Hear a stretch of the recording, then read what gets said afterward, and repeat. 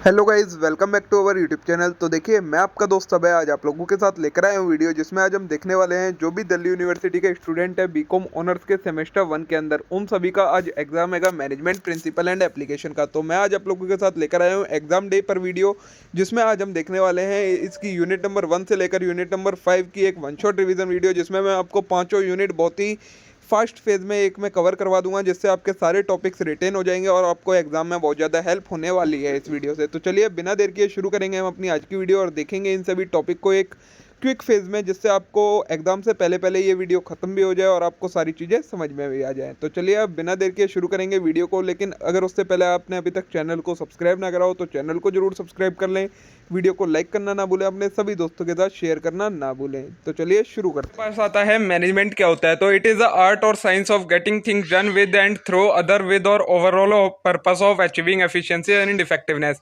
Management क्या होता है, ये एक आर्ट है और साइंस है, या तो आर्ट है या साइंस है, जिससे हम क्या करते हैं, कोई भी काम करवाते हैं दूसरों के द्वारा। किस चीज के लिए? अपना जो ओवरऑल ऑब्जेक्टिव है उसे अचीव करने के लिए। जब ये काम हम करवाते हैं तो इस प्रोसेस को हम कहते हैं मैनेजमेंट। नेचर क्या होता है, both science as well as art. इसका मतलब क्या है, world of science based on experiments. मतलब जो मैनेजमेंट है वो एक्सपेरिमेंट, फैक्ट्स एंड फिगर्स पर भी बेस करता है, और साथ में किसी पर्सन की इंटेलेक्चुअल एबिलिटी जो होती है उस पर भी बेस्ड होता है, कि क्रिएटिविटी, थिंकिंग, इमेजिनेशन कितनी है उस पर भी बेस होता है। तो ये इस तरीके से साइंस और आर्ट्स दोनों है। प्रोसेस है मैनेजमेंट के, प्रोसेस में कई सारी सीरीज होती हैं, जैसे कि planning, organising, directing, controlling, staffing. ये हो गए प्रोसेस इसके। मल्टी डायमेंशनल है, मतलब it study individual behaviour through. ये किसी भी पर्सन के बिहेवियर को स्टडी करता है। बिहेवियरल साइंस है, study group behaviour through social science, study organisation structure. ये सारी चीजें हो जाती हैं कि ये मल्टी डायमेंशनल है। डायनेमिक है, मतलब मैनेजमेंट को चेंजेस के साथ एडेप्ट करना पड़ता है अपने आप को, इसलिए डायनेमिक कहलाता है। कॉन्टिन्यूस है, मतलब मैनेजमेंट प्रोसेस की जरूरत हमें हर जगह होती है, मैनेजमेंट की जरूरत हर समय पड़ती रहती है। इसे हमें मैनेजमेंट करते ही रहना पड़ता है, चाहे किसी भी चीज का हो। परवेजिव है, मतलब हर टाइप की ऑर्गेनाइजेशन में मैनेजमेंट की जरूरत पड़ती ही पड़ती है। गोल ओरिएंटेड है, मतलब management has no existence without goal. अगर गोल ही नहीं होंगे तो हम मैनेजमेंट किस चीज का करेंगे, किन का करेंगे, किस लिए करेंगे। तो इसलिए गोल का होना जरूरी है, ये गोल ओरिएंटेड कहलाता है। ये हो गए मैनेजमेंट के कैरेक्टरिस्टिक्स। क्या थे? अब आएगा हमारे पास फंक्शंस कौन कौन से मैनेजमेंट के। तो नंबर 1 फंक्शन आता है प्लानिंग। प्लानिंग में क्या होता है, हमें फ्यूचर में क्या काम करना है उसके लिए जब हम एक पूरी स्ट्रेटेजी बनाते हैं तो उसे हम कहते हैं प्लानिंग। क्या है planning? Involve setting up long term and short term goals. Long term और शॉर्ट टर्म गोल्स को सेट करना, डिसाइड करना, इनको हम कैसे अचीव कर सकते हैं। ऑर्गेनाइजिंग क्या होता है? Function which bring plan into action. जो हमने प्लानिंग में प्लान डिसाइड करे थे उन्हें एक्शन में लाना ऑर्गेनाइजिंग कहलाता है। Arrange and organise all the resources, और सभी रिसोर्सेज जिनकी जरूरत है हमें काम को करने के लिए, उन सभी को इकट्ठा करना ऑर्गेनाइजिंग में आता है। स्टाफिंग में क्या होता है? तो स्टाफिंग का मतलब होता है, ये एक एक्सटेंशन है कि ऑर्गेनाइजिंग फंक्शन की। इसमें हम क्या करते हैं, ह्यूमन रिसोर्सेज की ऑर्गेनाइजेशन में कितने ह्यूमन रिसोर्सेज और किस टाइप के ह्यूमन रिसोर्सेज की जरूरत है, उसको जब हम देखकर रिक्रूटमेंट या सिलेक्शन करते हैं, उस प्रोसेस को हम कहते हैं स्टाफिंग। फोर्थ है डायरेक्टिंग। डायरेक्टिंग का मतलब क्या होता है, जो हमने it is all about keeping human resources of organisation motivating. मतलब जो ह्यूमन रिसोर्स है, मतलब एम्प्लॉयज देंगे, उनको इंस्ट्रक्शन देना, गाइडेंस देना, उन्हें कंट्रोल, एक तरीके से मोटिवेट करना, ये हमारा डायरेक्टिंग के अंदर आता है। कंट्रोलिंग क्या होता है? कंट्रोलिंग में जो हमने प्लान डिसाइड करा था और जो हमारी एक्चुअल वर्क हो रहा है, एक्चुअल परफॉर्मेंस हो रही है, इन दोनों को जब हम कंपेयर करते हैं तो हमें पता लगता है कि कहीं कोई डेविएशन तो नहीं है। अगर डेविएशन है तो उसे ठीक करना, ये हमारा प्रोसेस होता है कंट्रोलिंग का। ठीक है, अब बात आती है लेवल्स ऑफ मैनेजमेंट की। तो मैनेजमेंट के कुछ लेवल होंगे। नंबर 1 है टॉप लेवल। टॉप लेवल में क्या होता है, तो इस लेवल पर जितने भी ऑनर्स होते हैं, पार्टनर्स होते हैं, बोर्ड ऑफ डायरेक्टर, ये सारी चीजें लोग इसमें आते हैं। It is level with maximum authority. इस लेवल के पास सबसे ज्यादा अथॉरिटी और पावर होती है। फंक्शन क्या क्या होते हैं टॉप लेवल के? तो answer question related to existence and purpose. मतलब बिजनेस का पर्पस क्या है और कब तक ये एग्जिस्ट करेगा, इसका आंसर इन्हीं के पास होता है। डिजाइन सेटअप गोल्स, गोल्स को डिजाइन करता है, सेटअप करता है मिडल और लोअर लेवल के लिए। Responsible for growth and survival, responsible है ग्रोथ एंड सर्वाइवल के लिए। और they are in charge of distribution of profit and remuneration to people. और बियरर ऑफ लॉस, लॉस को भी यही लोग बियर करते हैं, प्रॉफिट और रिम्यूनरेशन लोगों को यही लोग डिस्ट्रीब्यूट करते हैं। फिर आता है हमारा मिडिल लेवल। तो मिडिल लेवल में कौन कौन आता है? Head of various functional department, जो कई सारे फंक्शनल डिपार्टमेंट्स होते हैं ऑर्गेनाइजेशन के अंदर, उनके जो भी हेड बना दिए जाते हैं वो हमारे मिडिल लेवल में आते हैं। फंक्शंस क्या क्या होते हैं इनके? तो communicate goal of top level to lower level, जो टॉप लेवल के गोल है उन्हें लोअर लेवल को कम्युनिकेट करना, डिजाइन सब गोल्स बनाना अपने अपने डिपार्टमेंट के लिए, supervise and guide lower level manager, जो इनके नीचे मैनेजर लोअर लेवल के मैनेजर होते हैं उन्हें सुपरवाइज करना, answerable to top level, answerable होते हैं ये टॉप लेवल को, और एक्ट एज रिप्रेजेंटेटिव और ऑफ लोअर लेवल, और लोअर लेवल के जो लोअर लेवल होता है उसके एक तरीके से रिप्रेजेंटेटिव का काम करते हैं टॉप लेवल के सामने। थर्ड है हमारा लोअर लेवल। तो इसमें कौन कौन आता है? Manager, foreman, supervisor, factory level, ये सारी चीजें इसमें आती हैं लोअर लेवल में। They keep check of time, speed, cost, wastage, ये सारे किन चीज पर चेक रखते हैं? टाइमली काम हो, स्पीडली काम हो, कॉस्टली ज्यादा ना हो और वेस्टेज ज्यादा ना हो, इन सारी चीजों पर ये लोअर लेवल के मैनेजर चेक रखते हैं। फंक्शन क्या क्या होते हैं इनके? Plan daily and routine work to be done by worker, plan करना है क्या डेली काम होना है, रूटीन वर्क क्या करना है वर्कर्स को। Organising all resource and make necessary purchase, सारे रिसोर्सेज को ऑर्गेनाइज करना और जो जरूरत की परचेजेज हैं वो सारी परचेजेज करना इनका काम होता है।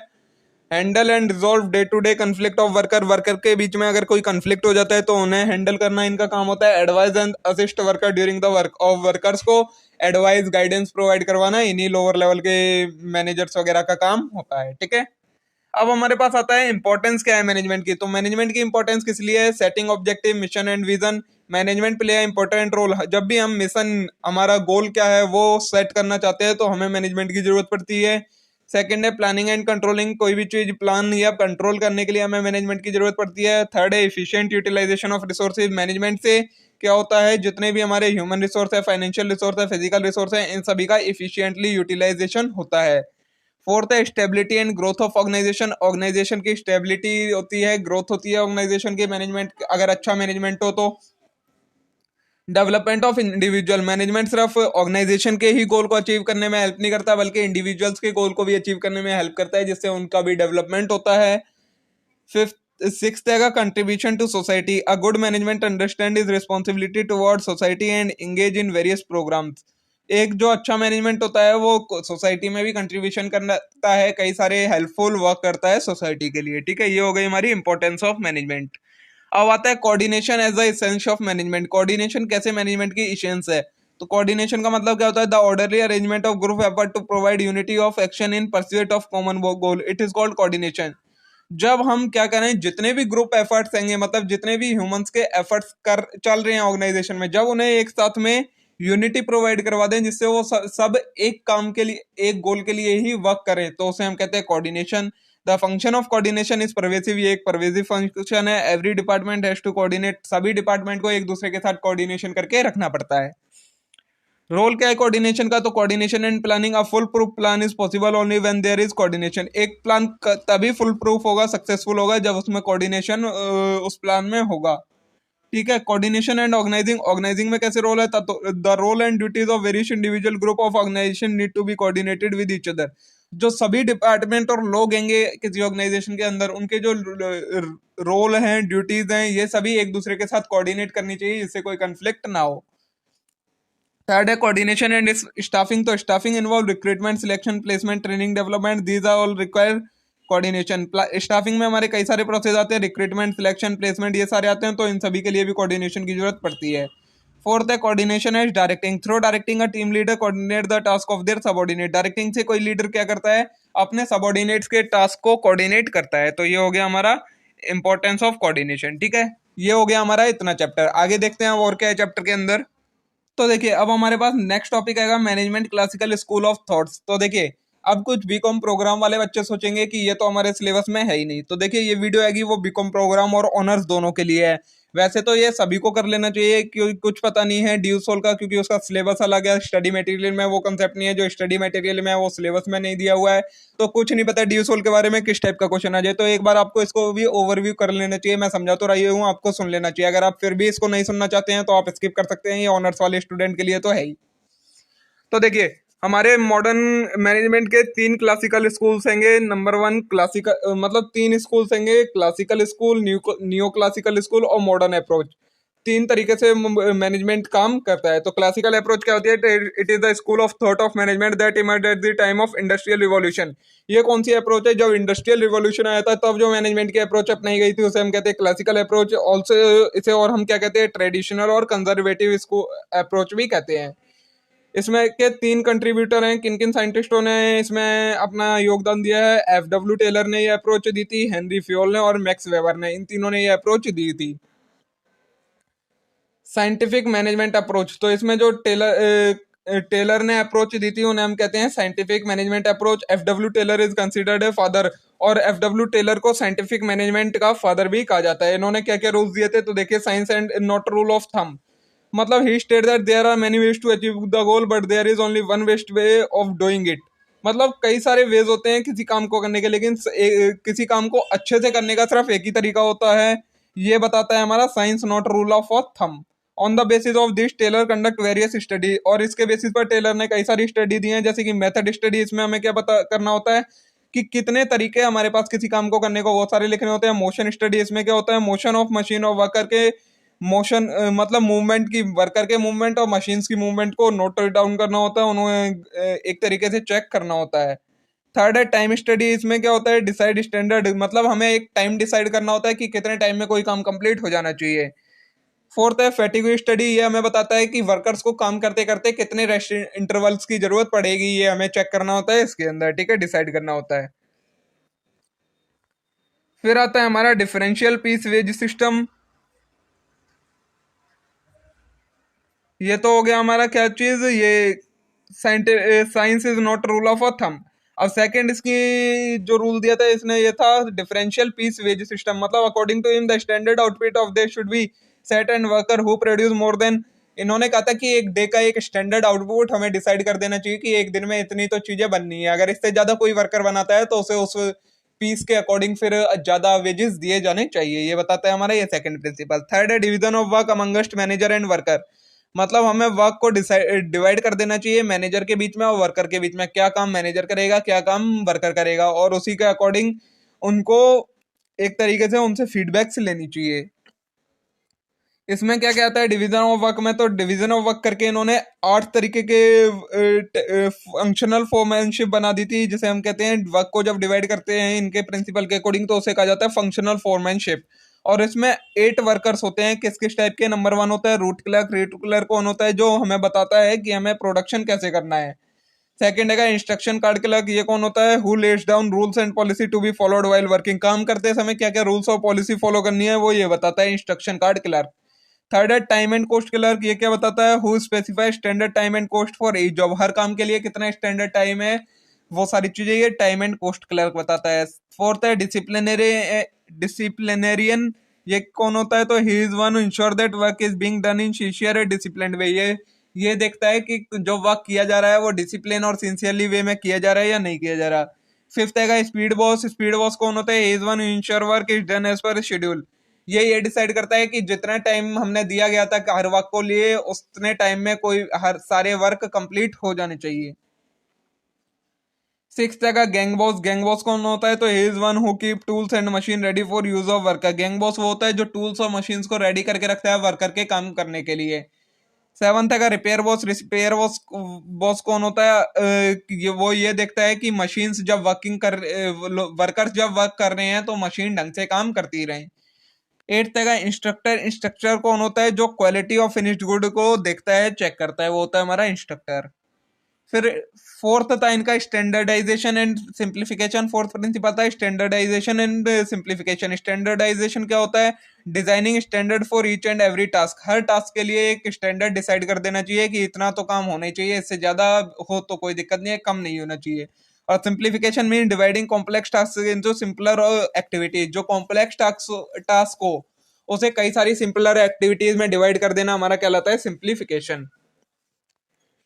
फिफ्थ है मेंटल रिवॉल्यूशन। तो ये क्या होता है? Taylor emphasis upon a change in outlook of top management and lower level worker towards each other. Taylor ने ये सजेस्ट किया था कि जो टॉप लेवल के वर्कर हैं, लेवल के मेंबर्स हैं और लोअर लेवल के जो वर्कर्स हैं, इनके बीच में एक अप्रोच हमें रखनी चाहिए जिससे इनके बीच में एक दूसरे के लिए जो हम कहते हैं फेथ बना रहे और ये अच्छे से काम करते रहे एक दूसरे के लिए, ये कहता है मेंटल रिवॉल्यूशन में कि इनके बीच में कोई भी कंफ्लिक्ट नहीं होना चाहिए।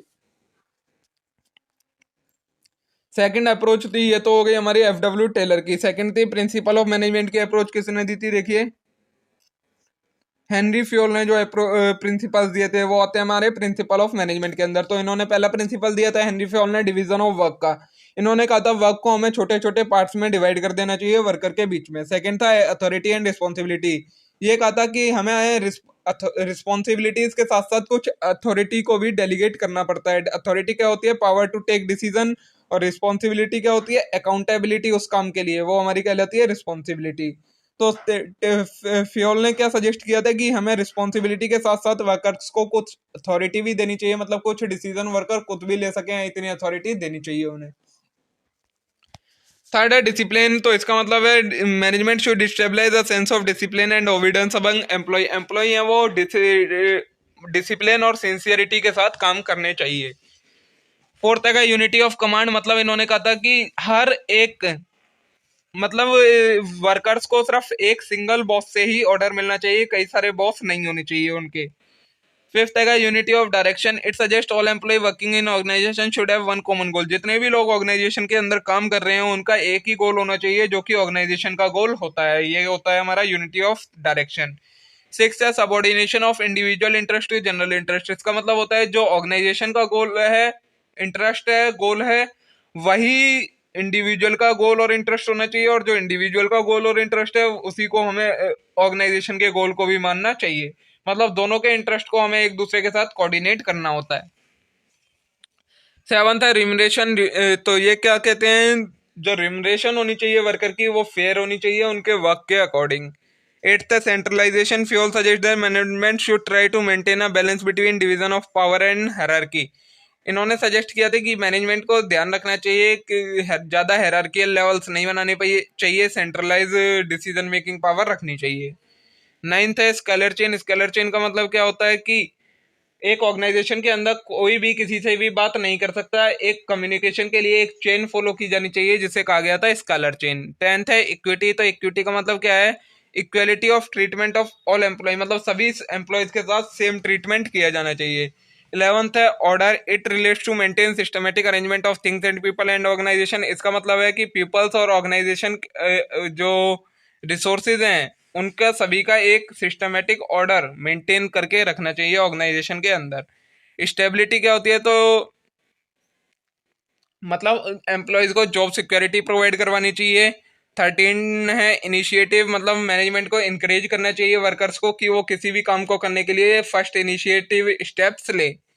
फोर्थ है esprit de corps, it means unity is strength, मतलब the principle emphasis the importance of team work, मतलब वर्कर्स के बीच में टीम वर्क को ज्यादा अप्रोच दी जानी चाहिए, ज्यादा उन्हें बढ़ावा दिया जाना चाहिए कि वो टीम वर्क में काम करें। ठीक है, हेनरी और फ्योल दोनों के हेनरी फ्योल और एफडब्ल्यू टेलर दोनों के हमने प्रिंसिपल देख लिए। अब एक हैगा मैक्स वेबर के प्रिंसिपल, इन्हें और देखते हैं। तो मैक्स वेबर ने ब्यूरोक्रेसी की थ्योरी दी थी। इन्होंने क्या कहा था, number 1 task specialization, he suggest that work in organization should be divided according to specialization. इन्होंने कहा था ऑर्गेनाइजेशन के अंदर वर्क को स्पेशलाइजेशन के बेसिस पर डिवाइड किया जाना चाहिए और according to skills and competency of employ को वर्क को डिवाइड कर वर्क हमें उन्हें देने चाहिए। सेकेंड है formal hierarchical structure, under this Weber suggest manager should be organized into layer such that top level has greatest power. इन्होंने ये सजेस्ट किया था कि जो ऑर्गेनाइजेशन में पावर है उसे हायरार्कियल लेवल्स में डिस्ट्रीब्यूट कर देना चाहिए। थर्ड है formal selection, under this he suggest employ should be selected and promoted on the basis of knowledge, technical skills and competency. इन्होंने सजेस्ट किया था कि जो एम्प्लॉयज हैं उन्हें कैसे प्रमोट किया जाना चाहिए, उनके नॉलेज, स्किल्स और कॉम्पिटेंसी की बेसिस पर। फोर्थ है impersonal relationship, this principle suggest the relationship between employ should be strictly professional in nature. जो एम्प्लॉय के बीच में रिलेशनशिप होनी चाहिए वो प्रोफेशनल होनी चाहिए, इनफॉर्मल रिलेशनशिप नहीं होनी चाहिए। फिफ्थ है रूल्स एंड इक्विपमेंट, तो इसका है it is responsibility of management to introduce and enforce rules and regulation for every activity. कि ये कहते हैं कि मैनेजमेंट को सभी एक्टिविटीज के लिए कुछ ना कुछ रूल्स एंड रेगुलेशंस बनाने ही चाहिए। Sixth है advancement based on achievements. It implies that managerial decision relating to promotion should be based on performance of employee. It motivate employee to give their best. मतलब इन्होंने कहा था कि क्या नाम है, वो जो प्रमोशन किया जाना चाहिए वो मैनेज एम्प्लॉयज की परफॉर्मेंस के बेसिस पर किए जानी चाहिए, जिससे एम्प्लॉयज और भी ज्यादा मोटिवेटेड रहें। तो देखिए ये हमारा इतना चैप्टर और कंप्लीट हो गया। अब बाकी एक पार्ट और रह गया उसका, वो भी देख लेते हैं। अब आएगा हमारे पास new classical and modern school of thought. तो modern school of thought in management क्या होता है? Modern theories of management criticize the assumption of previous schools. मतलब अब जो modern theories follow, modern approaches follow की जाती है मैनेजमेंट की, जो कि जो पुरानी थ्योरी हैं उन्हें क्रिटिसाइज करती हैं, मतलब उन्हें डिस्क्रिमिनेट करती हैं। They state that organization is an open system which take input from external environment and deliver output back to environment. ये कहता है कि ऑर्गेनाइजेशन है वो एक ओपन स्ट्रक्चर है जो कि बाहर के एनवायरनमेंट से रिसोर्सेज लेता है और वापस चीजें बनाकर उसे ही डिलीवर कर देता है। टू मॉडर्न थ्योरीज देंगी, सिस्टम थ्योरी और कंटिजेंसी थ्योरी। सिस्टम थ्योरी क्या होती है? This theory state that an organization is a system of consisting various sub part operating together to achieve common goal. ये स्टेट करता है कि एक ऑर्गेनाइजेशन कई सारे सिस्टम से मिलकर बना होता है और सभी का एक मोटिव होता है ऑर्गेनाइजेशन के गोल को अचीव करना। Second है contingency theory. This approach states that there is no best style of management. Every style has its own suitability and setup of application. ये theory suggest करती है कि कोई मैनेजमेंट का कोई एक स्पेशल स्टाइल नहीं होता जिससे हर तरीके के लिए हर तरीके का मैनेजमेंट अच्छा होता है, suitable होता है according to demand of depend upon organizations. They cannot compete and with each other but rather they can mix and match as per situation. ये एक दूसरे के साथ competent मतलब एक तरीके से कंपटीशन नहीं कर सकते, लेकिन एक दूसरे के साथ मिक्स होकर जिस तरीके का हमें मैनेजमेंट चाहिए उस तरीके का क्रिएट किया जा सकता है। तो देखिए ये हो गया आपका मैनेजमेंट का ये मॉडर्न अप्रोच भी कंप्लीट। अब हैगा हमारे पास कंपैरिजन हैगा क्लासिकल, नियो क्लासिकल और मॉडर्न अप्रोच में। तो थ्योरिस्ट सबसे पहले किसने कौन सी में थ्योरी दी है? तो क्लासिकल अप्रोच में एफ.डब्ल्यू. टेलर, हेनरी फ्योल और मैक्स वेबर ने दी है। नियो क्लासिकल में एल्टन मायो और एम.सी. जॉर्जर ने दी है। मॉडर्न में Fred Edward, Fiedler, Peter Senge, Peter Drucker, इन सब ने दी है। फोकस क्या था? तो क्लासिकल का फोकस था address productivity challenge and issue in organization. मतलब प्रोडक्टिविटी चैलेंजेस हैं और जो ऑर्गेनाइजेशन में इशू हैं उन्हें सॉल्व करना था क्लासिकल का। नियो क्लासिकल का एड्रेस ह्यूमन नीड, जो ह्यूमंस की नीड है उन्हें फुलफिल करना था नियो क्लासिकल का। और मॉडर्न का है address role of external factor, जो एक्सटर्नल फैक्टर हैं उनके रोल को समझाना अप्रोच थी मॉडर्न थ्योरी की। ओरिजिन है क्लासिकल का, ओरिजिन कहाँ से होता? तो जब इंडस्ट्रियल रिवॉल्यूशन हुआ था तब जो थ्योरी अप्रोच अप्लाई की गई थी मैनेजमेंट की, यूज की गई थी, वो थी क्लासिकल। फिर जो नियो क्लासिकल है वो emerged as exploitation of worker. जैसे जैसे वर्कर का एक्सप्लॉयटेशन होता गया तब ये नियो क्लासिकल अप्रोच आई थी। और ये मॉडर्न वाली कब आई है? तो emerge due to increase of globalization competition technology बढ़ने की वजह से मॉडर्न अप्रोच आई है। सुटेबिलिटी है तो क्लासिकल कहाँ सुटेबल होती है? Organization with clear line distinction, जहाँ पर टॉप लेवल और फैक्ट्री वर्कर के बीच में डिवीजन हो रखा हो, वहां पर क्लासिकल थ्योरी अप्रोच सही काम करती है। नियो क्लासिकल कहाँ काम करती है? Majority of worker highly skilled, जहाँ ज्यादातर वर्कर स्किल्ड हों। और मॉडर्न का काम करती है organization dealing with technology product, जहाँ पर टेक्नोलॉजिकल प्रोडक्ट से डील किया जा रहा है वहाँ मॉडर्न अप्रोच काम करती है। ऑर्गेनाइजेशन का स्ट्रक्चर कैसा होना चाहिए? क्लासिकल में होता है सेंट्रलाइज्ड, नियो क्लासिकल में डिसेंट्रलाइज्ड और मॉडर्न में ओपन ऑर्गेनाइजेशन होती है। की स्ट्रेंथ तो क्लासिकल से हाईली प्रोडक्टिविटी होती है, नियो क्लासिकल से हाईली मोटिवेटेड एम्प्लॉय रहते हैं और मॉडर्न अप्रोच से प्रमोट होता है इनोवेशन। तो देखिए दोस्तों इसी के साथ ही आपका मैनेजमेंट की यूनिट नंबर 1 कंप्लीट हो गई है। प्लानिंग क्या होती है? तो इट इज प्राइमरी फंक्शन, ये मैनेजमेंट का प्राइमरी फंक्शन होता है। प्लानिंग का मतलब होता है जब हमें जो फ्यूचर में काम करना है उसे हम अभी एडवांस में ही डिसाइड कर लेते हैं, अभी डिसाइड कर लेते हैं, तो उसे हम कह देते हैं कि प्लानिंग हुई है। अब प्लानिंग की कैरेक्टरिस्टिक्स क्या क्या होती हैं? तो प्लानिंग की कैरेक्टरिस्टिक्स है फ्यूचर ओरिएंटेड है, मतलब जो हमें फ्यूचर में करना है उससे रिलेटेड हम अभी प्लानिंग कर लेते हैं, अभी डिसाइड कर लेते हैं कैसे ही हमें ये अचीव करना है, तो ये फ्यूचर ओरिएंटेड हो जाती है। सेकंड है इंटेलेक्चुअल एक्टिविटी है, मतलब ये माइंड से की जाती है, मैनेजर्स डिसाइड करते हैं डाटा और इंफॉर्मेशन के बेसिस पर कि हमें फ्यूचर में क्या अचीव करना है और उसे अचीव करने के लिए हमें क्या क्या तरीके अपनाने पड़ेंगे, तो ये एक इंटेलेक्चुअल एक्टिविटी हो जाती है जो माइंड का यूज करके होती है। थर्ड है setting up of goals and objective. Planning में हम क्या करते हैं? हमें फ्यूचर में जो भी काम करना है वो गोल्स और ऑब्जेक्टिव को हम सेट करते हैं। फोर्थ है based on data and information, मतलब डाटा और इंफॉर्मेशन के बेसिस पर हम प्लानिंग करते हैं। जो हमारे पास डाटा और इंफॉर्मेशन अवेलेबल होता है उससे हमें एजम्पशन करते हैं कि फ्यूचर में ऐसा हो सकता है, इससे रिलेटेड हमें इस तरीके से प्लानिंग करनी चाहिए जिससे हम इसे अचीव कर सकें या डिफीट कर सकें अकॉर्डिंग टू कंडीशन। फिफ्थ आएगा कैरेक्टरिस्टिक्स परवेजिव, मतलब जो प्लानिंग की रिक्वायरमेंट होती है वो सभी लेवल में होती है मैनेजमेंट के, चाहे टॉप लेवल हो, चाहे लोअर लेवल हो, चाहे मिडिल लेवल हो, सभी को प्लानिंग करने की जरूरत पड़ती है। सिक्स है कंटिन्यूस एक्टिविटी है, मतलब प्लानिंग का कभी भी एंड नहीं होता, ये हमेशा day to day, monthly, weekly, yearly सभी तरीके से चलती रहती है। छोटे से छोटा काम करने के लिए भी आपको एक तरीके से प्लानिंग करने की जरूरत पड़ती है। सेवंथ है प्राइमरी फंक्शन है, मतलब ये एक बेस क्रिएट करता है बाकी सभी फंक्शंस ऑफ मैनेजमेंट के लिए, तो ये प्राइमरी फंक्शन कहलाता है, फर्स्ट फंक्शन। अब प्लानिंग का प्रोसेस होता है, प्लानिंग हम किस तरीके से करते हैं उसका एक प्रोसेस होता है। नंबर वन है सेटिंग अप ऑफ ऑब्जेक्टिव। सबसे पहले हमें क्या करना होता है, हमें अपना ऑब्जेक्टिव सेट करना होता है, हमें फ्यूचर में चल के क्या अचीव करना है वो ऑब्जेक्टिव हमें सेट करना होता है, गोल अचीव क्या गोल हमें अचीव करना है। सेकंड है डेवलपिंग प्रीमाइजेस। डेवलपिंग प्रीमाइजेस का मतलब क्या होता है, अब उस गोल को अचीव करने के लिए हमें कुछ एजम्पशंस करने होते हैं, कोई कुछ एंटिसिपेशंस करने होते हैं कि ऐसा हो सकता है, ऐसा हो सकता है, ऐसा हो सकता है, तो उसे हम कहते हैं डेवलपिंग प्रीमाइजेस। थर्ड है listing alternative course of action, मतलब अब हमने जब गोल सेट कर लिया तो अब हम ढूंढते हैं कि अब हम इस गोल को अचीव कैसे कर सकते हैं। तो जो जो तरीके हमारे पास हमारे को कोई बताता है या हमारे माइंड में आते हैं वो सभी कहलाते हैं अल्टरनेटिव। तो अब हमें क्या करना होता है, उन सभी अल्टरनेटिव्स को लिखना होता है। फोर्थ है evaluating different course of action. इसमें क्या करना होता है, जो अपने अल्टरनेटिव चूज करे हैं, जो भी action course of action choose करे हैं, अब उन्हें क्या करना होता है, आपको इवेल्युएट करना होता है। इवेल्युएट का मतलब क्या होता है, उनके एडवांटेजेस और डिसएडवांटेजेस के रिलेटेड आपको स्टडी करनी होती है कि किसके क्या एडवांटेज हैं, किसके क्या डिसएडवांटेज हैं। फिफ्थ है सिलेक्टिंग द बेस्ट अल्टरनेटिव। अब जब आप स्टडी कर लेते हो, इवेल्युएट कर लेते हो सभी अल्टरनेटिव को, तो आपके पास एक ऐसा अल्टरनेटिव जरूर होता है जिसके बेनिफिट ज्यादा होते हैं और नुकसान कम होते हैं, तो उस अल्टरनेटिव को कहेंगे बेस्ट अल्टरनेटिव और उसे आप चूज कर लेते हैं, तो वो आता है आपका फिफ्थ स्टेप के अंदर। सिक्स्थ है implementing the plan. Implementing the plan का मतलब क्या होता है, जो भी आपने अल्टरनेटिव चूज करा है, अब उसे जो भी आपने प्लान चूज करा है, अब आपको उस प्लान को इंप्लीमेंट करना है ऑर्गेनाइजेशन के अंदर, तो उसे कहते हैं इंप्लीमेंटिंग द प्लान।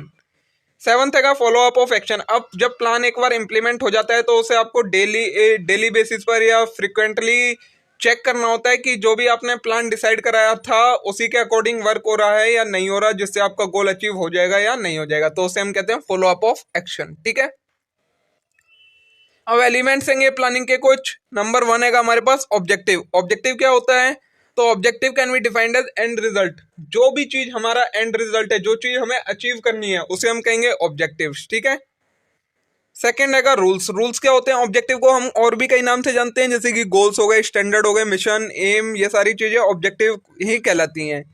सेकंड है रूल्स। रूल्स क्या होते हैं, rules are specific guideline which clearly define the action and non action in organisation.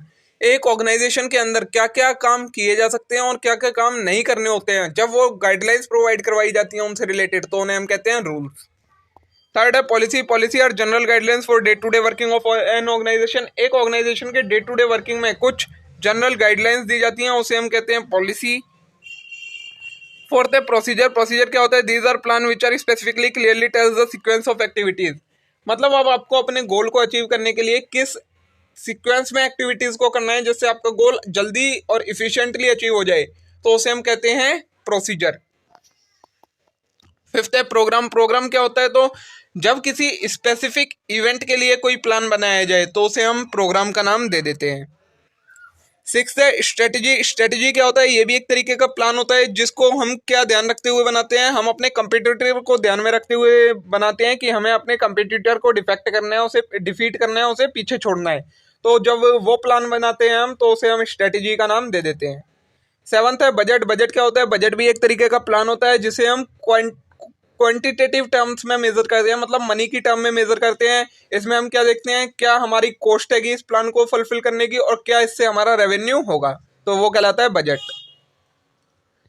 ये हो गए हमारे एलिमेंट्स। अब हमारे पास है टाइप्स ऑफ प्लान। प्लान कितने टाइप्स के होते हैं, तो नंबर वन है लॉन्ग टर्म प्लान। तो these are address toward existence of organization from 5 to 10 years. Long term plan कौन से होते हैं, जो कि प्लानिंग करी जाती है कितने टाइम के लिए, लगभग 5 से 10 सालों के लिए, उन्हें हम कहते हैं लॉन्ग टर्म प्लान्स। इनको और हम किस किस नाम से जानते हैं, विजन, मिशन, ये सारे हमारे लॉन्ग टर्म प्लान्स के अनदर नेम्स हैं। They are design keeping in mind the industrial, national and international factor. ये क्या क्या ध्यान में रखते हुए बनाए जाते हैं, इंडस्ट्रियल फैक्टर, नेशनल फैक्टर और इंटरनेशनल फैक्टर को ध्यान में रखते हुए ये प्लान बनाए जाते हैं लॉन्ग टर्म वाले। सेकंड है शॉर्ट टर्म प्लान। अब शॉर्ट टर्म प्लान क्या होते हैं, तो these are plan derived from long term plans. वो प्लान जो कि लॉन्ग टर्म प्लान से डिराइव करे जाएं, जो कि लॉन्ग टर्म प्लान्स को अचीव करने के लिए जब हम छोटे छोटे प्लान्स बना लेते हैं तो उन्हें हम कहते हैं short term plan. These are design for day to day routine, daily routine के लिए बनाए जाते हैं ये plan. Every manager design short term plan for their department. हर मैनेजर अपने डिपार्टमेंट के लिए शॉर्ट टर्म प्लान डिजाइन करता है। थर्ड है standing plan. Standing plan these are stable and ever existing. वो प्लान जो कि हमेशा ही रहते हैं, एक ऑर्गेनाइजेशन में स्टेबल रहते हैं और हमेशा एग्जिस्ट करते रहते हैं, उन्हें हम कहते हैं stable plan. More than plan they are statement of guidelines. Plan हम इन्हें प्लान का नाम दे देते हैं, बट ये होती क्या है, ये गाइडलाइंस होती हैं एक तरीके के ऑर्गेनाइजेशन के कोड ऑफ कंडक्ट से रिलेटेड। ठीक है। फोर्थ है सिंगल यूज प्लान। तो they are design for one time use. वो प्लान जो कि जिनका यूज सिर्फ एक ही किसी पर्टिकुलर काम को करने के लिए बनाया जाता है उन्हें, और जैसे ही वो काम कंप्लीट हो जाता है वैसे ही वो प्लान खत्म हो जाता है, उसे हम कहते हैं सिंगल यूज प्लान। अब नेक्स्ट टॉपिक है हमारे पास, ये अब मैंने चैप्टर नंबर अलग लिख रखा है लेकिन टॉपिक ये प्लानिंग का ही है। स्ट्रेटेजिक प्लानिंग मतलब है, तो स्ट्रेटेजिक प्लानिंग क्या होती है, it is about designing the long term plan for organization aimed at its growth and expansion. मतलब जब हम लॉन्ग टर्म प्लान डिजाइन करें किसी ऑर्गेनाइजेशन के लिए, किस लिए, उसको जो एम है उसकी ग्रोथ और एक्सपेंशन करने के लिए, उसे हम कहते हैं strategic planning. This plans are design by top level. ये प्लानिंग कौन डिजाइन करता है, strategic planning top level of management design करता है। इंपॉर्टेंस क्या है, number one analysis of environment. तो it overcome the problem of traditional planning. Traditional planning was mostly about internal management but strategic focus on external environment. इसकी correct importance है कि ये external environment को भी एनालाइज करती है। मतलब जो पहले वाली प्लानिंग थी, पहले की प्लानिंग थी, वो सिर्फ इंटरनल मैनेजमेंट को देखती थी, बट ये वाली प्लानिंग एक्सटर्नल मैनेजमेंट को भी देखती है। सेकंड है adaptive, innovative and creative. Strategic planning कैसी होती है, एडेप्टिव होती है मतलब हर कोई एडेप्ट कर सकता है। इनोवेटिव मतलब न्यू न्यू इनोवेशंस करती रहती है। और क्रिएटिव होती है मतलब एक माइंडफुल एक्टिविटी होती है। थर्ड है scale of operation. Today organization are expanding nationally and internationally. Strategic planning bind different operation together toward common strategic goal. आजकल क्या हो रहा है, ऑर्गेनाइजेशन इंटरनेशनली कुछ बढ़ रही है, कुछ नेशनली एक्सपेंड कर रही हैं, तो स्ट्रेटेजिक प्लानिंग क्या करती है, इन सभी को बाइंड करके रखती है एक स्ट्रेटेजिक गोल को अचीव करने के लिए। फोर्थ है competition. Strategic planning target competitors. Strategic planning का मेन मोटिव क्या होता है, कॉम्पिटिटर्स को टारगेट करना। ठीक है। अब स्ट्रेटेजीज के टाइप्स दिए हमें। सबसे पहला है ग्रोथ स्ट्रेटेजी। तो these are strategy which aim at improvement from current position of organization in positive direction. Growth strategy क्या होती है, वो स्ट्रेटेजी जो कि ऑर्गेनाइजेशन की ग्रोथ में हेल्प करे, उसे हम कहते हैं growth strategy. These aim at increasing profitability. इसका एम क्या होता है, प्रॉफिटेबिलिटी बढ़ाना बिजनेस की। An organization can grow in two directions. एक ऑर्गेनाइजेशन दो डायरेक्शन में ग्रो कर सकती है, या तो वर्टिकली या horizontally. These are called integration. Growth strategy और long term plan strategies. Growth strategy होती है, ये long term plan activity होती है। ठीक है। सेकंड है कि स्टेबिलिटी स्ट्रेटेजी। ये क्या होती है, तो these are strategies aiming at maintaining current position of organization। मतलब वो स्ट्रेटेजी जो कि अभी जो हमारी पोजीशन है उसे ही मेंटेन करके रखने में हेल्प करती है, उसे हम कहते हैं स्टेबिलिटी स्ट्रेटेजी। आगे आएगा टाइप्स ऑफ ग्रोथ स्ट्रेटेजी। तो when organization expand its internal operation resource network, it's called internal growth, और organization expand by combining itself with other firm is called external growth strategy। अब growth strategy भी दो तरीके की होती है। जब organization अपने internal operation, internal resources और network को बढ़ाए तो उसे हम internal growth strategy कह देते हैं। और जब वो अपने आप को external environment में बढ़ाए, मतलब और कंपनियों को acquire कर ले या उनके साथ मिल जाए, तो उसे हम external growth strategy कहते हैं। इसके पार्ट आएंगे। इंटरनल ग्रोथ स्ट्रेटेजी में हमारा क्या आता है, एक्सपेंशन आता है, मतलब अपने बिजनेस को, रेवेन्यू को इंक्रीज करना, नए नए प्रोडक्ट बनाना, मार्केट का शेयर बढ़ाना और स्केल ऑफ ऑपरेशन को बढ़ाना। इन सभी चीजों को हम एक्सपेंशन कहते हैं। सेकंड है डाइवर्सिफिकेशन। डाइवर्सिफिकेशन क्या होता है, this strategy where firm venture enter into new market with new product. जब एक फर्म जो एग्जिस्टिंग फर्म है वो नई मार्केट में जाती है नए प्रोडक्ट के साथ, तो उसे हम कहते हैं डाइवर्सिफिकेशन। थर्ड है मॉडर्नाइजेशन। मॉडर्नाइजेशन तो आपको पता ही है, पुरानी चीजों को छोड़कर अब जो मॉडर्न चीजें हैं उनका यूज करना, उन्हें हम कहते हैं मॉडर्नाइजेशन। फिर आएगी एक्सटर्नल ग्रोथ स्ट्रेटेजी। इसमें क्या आता है, मर्जर, मतलब जब एक कंपनी दूसरी कंपनी के साथ मर्ज हो जाती है तो उसे हम कहते हैं मर्जर। एक्विजिशन क्या होता है, जब एक कंपनी दूसरी कंपनी को टेक ओवर कर लेती है तो उसे हम कहते हैं acquisition. Joint venture. Joint venture में क्या होता है, जब दो कंपनी आपस में मिलकर किसी बिजनेस को चलाती हैं जॉइंटली तो उन्हें हम कहते हैं जॉइंट वेंचर। फोर्थ है स्ट्रेटेजिक alliances, तो these are non equity based agreement between two companies. It is an agreement to work together without sharing any resources and without one company buying stake in other company. ये क्या होता है, इसमें दो company agree करते हैं कि हम बिजनेस साथ में करेंगे, लेकिन ना तो हम कोई रिसोर्स शेयर करेंगे, ना कोई एसेट शेयर करेंगे, और ना ही क्या चीज, ना ही एक दूसरे का स्टेक खरीदेंगे, मतलब शेयर खरीदेंगे। ठीक है, तो ये हो गया आपका टाइप्स ऑफ प्लानिंग के बारे में। अब आगे देखिए नेक्स्ट टॉपिक क्या है। तो देखिए नेक्स्ट टॉपिक आएगा बिजनेस एनवायरनमेंट। तो बिजनेस एनवायरनमेंट क्या होता है, refers to sum of total of all factors that directly और indirectly affect the operation and profitability of business. वो सभी एक्सटर्नल और इंटरनल फैक्टर जो कि बिजनेस की प्रॉफिटेबिलिटी और ऑपरेशंस को अफेक्ट करते हैं, मतलब उनको नुकसान पहुंचाते हैं, वो चेंज कर देते हैं, तो उन्हें हम कहते हैं बिजनेस एनवायरनमेंट। इसमें क्या क्या चीज आती है, employees, customer, competitor, political, social, economical और लीगल फैक्टर। तो आएंगे अब जो फैक्टर बिजनेस को बाहर होते हैं, बिजनेस के बाहर होते हैं फिर भी बिजनेस को अफेक्ट करते हैं, उन्हें कहते हैं एक्सटर्नल फैक्टर, और जो बिजनेस के कंट्रोल में होते हैं उन्हें कहते हैं इंटरनल फैक्टर। नेचर दिया है बिजनेस एनवायरनमेंट का, कॉम्प्लेक्स है, मतलब ये कई सारे फैक्टरों से होता है, कोई एक पर्टिकुलर फैक्टर नहीं है, तो इन्हें समझ पाना थोड़ा मुश्किल होता है। डायनेमिक है बिजनेस एनवायरनमेंट, मतलब हमेशा चेंज होता रहता है बाहर का एनवायरनमेंट, तो उसकी वजह से बिजनेस अफेक्ट होता है। थर्ड है इंटर रिलेटेड। जो सभी फैक्टर्स हैं बिजनेस एनवायरनमेंट को जो अफेक्ट करते हैं वो सारे एक दूसरे से इंटर रिलेटेड है, और जो बिजनेस एनवायरनमेंट है वो एक दूसरे से जुड़ा हुआ है, इंटर रिलेटेड और इंटरडिपेंडेंट दोनों है। फोर्थ है अनप्रिडिक्टेबल। बिजनेस एनवायरनमेंट अनप्रिडिक्टेबल होता है, हम उसको कभी भी एकदम एक्यूरेट नहीं समझ सकते, हम सिर्फ एंटिसिपेशंस और एजम्पशंस कर सकते हैं। ठीक है, आगे है component of business environment. Business environment के क्या क्या कंपोनेंट्स होते हैं, तो नंबर 1 है micro environment, number 2 meso environment, और नंबर 3 मैक्रो एनवायरनमेंट। तो माइक्रो एनवायरनमेंट में क्या होता है, जो वो सभी फैक्टर जो कि बिजनेस से डायरेक्टली रिलेटेड होते हैं और बिजनेस को इंटरनल फैक्टर हम कह सकते हैं एक तरीके से, वो सारे होते हैं माइक्रो एनवायरनमेंट। में कौन कौन आता है, बायर, कंज्यूमर, सप्लायर, ये सारी चीजें आती हैं माइक्रो एनवायरनमेंट में। सेकंड है मेसो एनवायरनमेंट। तो ये कौन होता है, it include all factor which do not affect working of a particular organization but affect all the organization in particular industry. Meso environment वो होता है, इसमें वो सारे फैक्टर आते हैं जो कि किसी एक पर्टिकुलर इंडस्ट्री को नहीं, मतलब पर्टिकुलर कंपनी को नहीं, सभी कंपनी जो कि उस इंडस्ट्री में आती हैं और कैटेगरी में उस इंडस्ट्री की, उसको वो सारी चीजें आती हैं मेसो एनवायरनमेंट के फैक्टर्स में। थर्ड है मैक्रो एनवायरनमेंट। तो मैक्रो एनवायरनमेंट में वो सभी फैक्टर जो बिजनेस को इनडायरेक्टली अफेक्ट करते हैं, बिजनेस के कंट्रोल में नहीं होते हैं, उन्हें हम कहते हैं मैक्रो एनवायरनमेंट।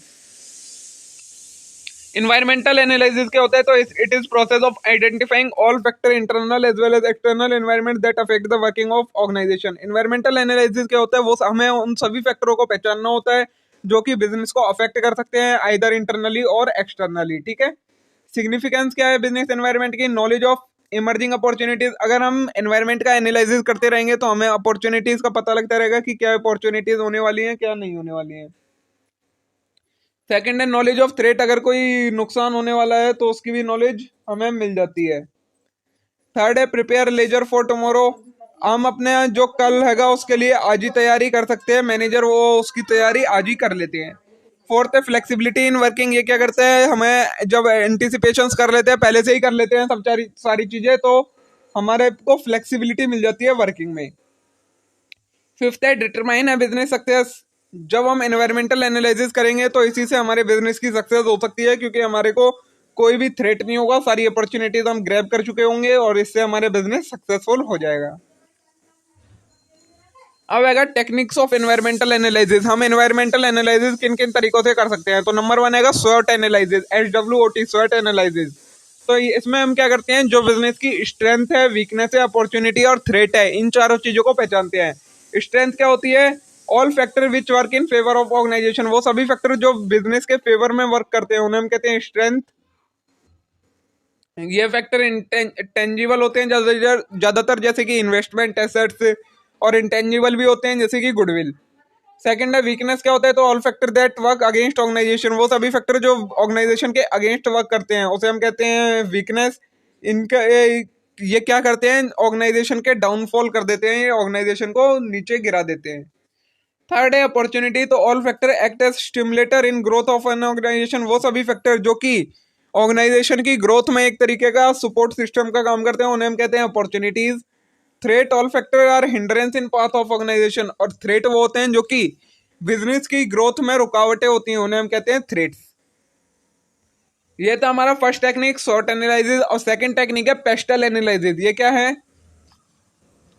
तो it use to study all macro environment factor. इस पेस्टल एनालिसिस की मदद से हम क्या कर सकते हैं, जितने भी मैक्रो एनवायरमेंट के फैक्टर्स हैं उन सभी का एनालिसिस कर सकते हैं बिजनेस ऑर्गेनाइजेशन के अंदर।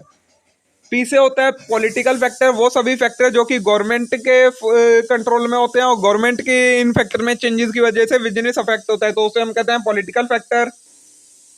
इसमें क्या क्या चीजें आती हैं, political system, ideology of government, international relations, political stability, ये सारी चीजें आती हैं पॉलिटिकल फैक्टर्स में। सेकंड है सोशल फैक्टर, तो these include factor which indicate when a society is organized and subdivided, culture, belief and value they share. इसमें क्या आते हैं, वो सभी सोशल फैक्टर जो कि एक सोसाइटी में प्रेजेंट होते हैं और बिजनेस को अफेक्ट करते हैं, जैसे कि कास्ट सिस्टम, रिलीजन, ट्रेडिशन, ये सारी चीजें। इकोनॉमिक फैक्टर में क्या आते हैं, जितने भी इकोनॉमिक एलिमेंट्स होते हैं हमारे, जैसे कि economic growth, nature of economic system, foreign exchange rate system, ये सारी चीजें आती है हमारी इकोनॉमिक फैक्टर में जो कि बिजनेस को अफेक्ट करती हैं। फोर्थ है एनवायरमेंटल फैक्टर। एनवायरमेंटल फैक्टर जो कि इन्वायरमेंट के फैक्टर्स हैं और हमारे बिजनेस को अफेक्ट करते हैं, जैसे कि energy, concern for natural resource, environmental law, sustainable development, ये सारी चीजें। फिफ्थ है लीगल फैक्टर, तो इसमें क्या आते हैं, प्रिंसिपल्स, रूल्स एंड रेगुलेशन जो कि गवर्नमेंट स्टेबलाइज करती है बिजनेस के वर्क के लिए, जो कि हमारी बिजनेस को अफेक्ट करते हैं। एथिकल फैक्टर में, तो these are factor which concern for basic values that must be adhered to at question the act of business which may be acceptable, their violation may destroy the image of business.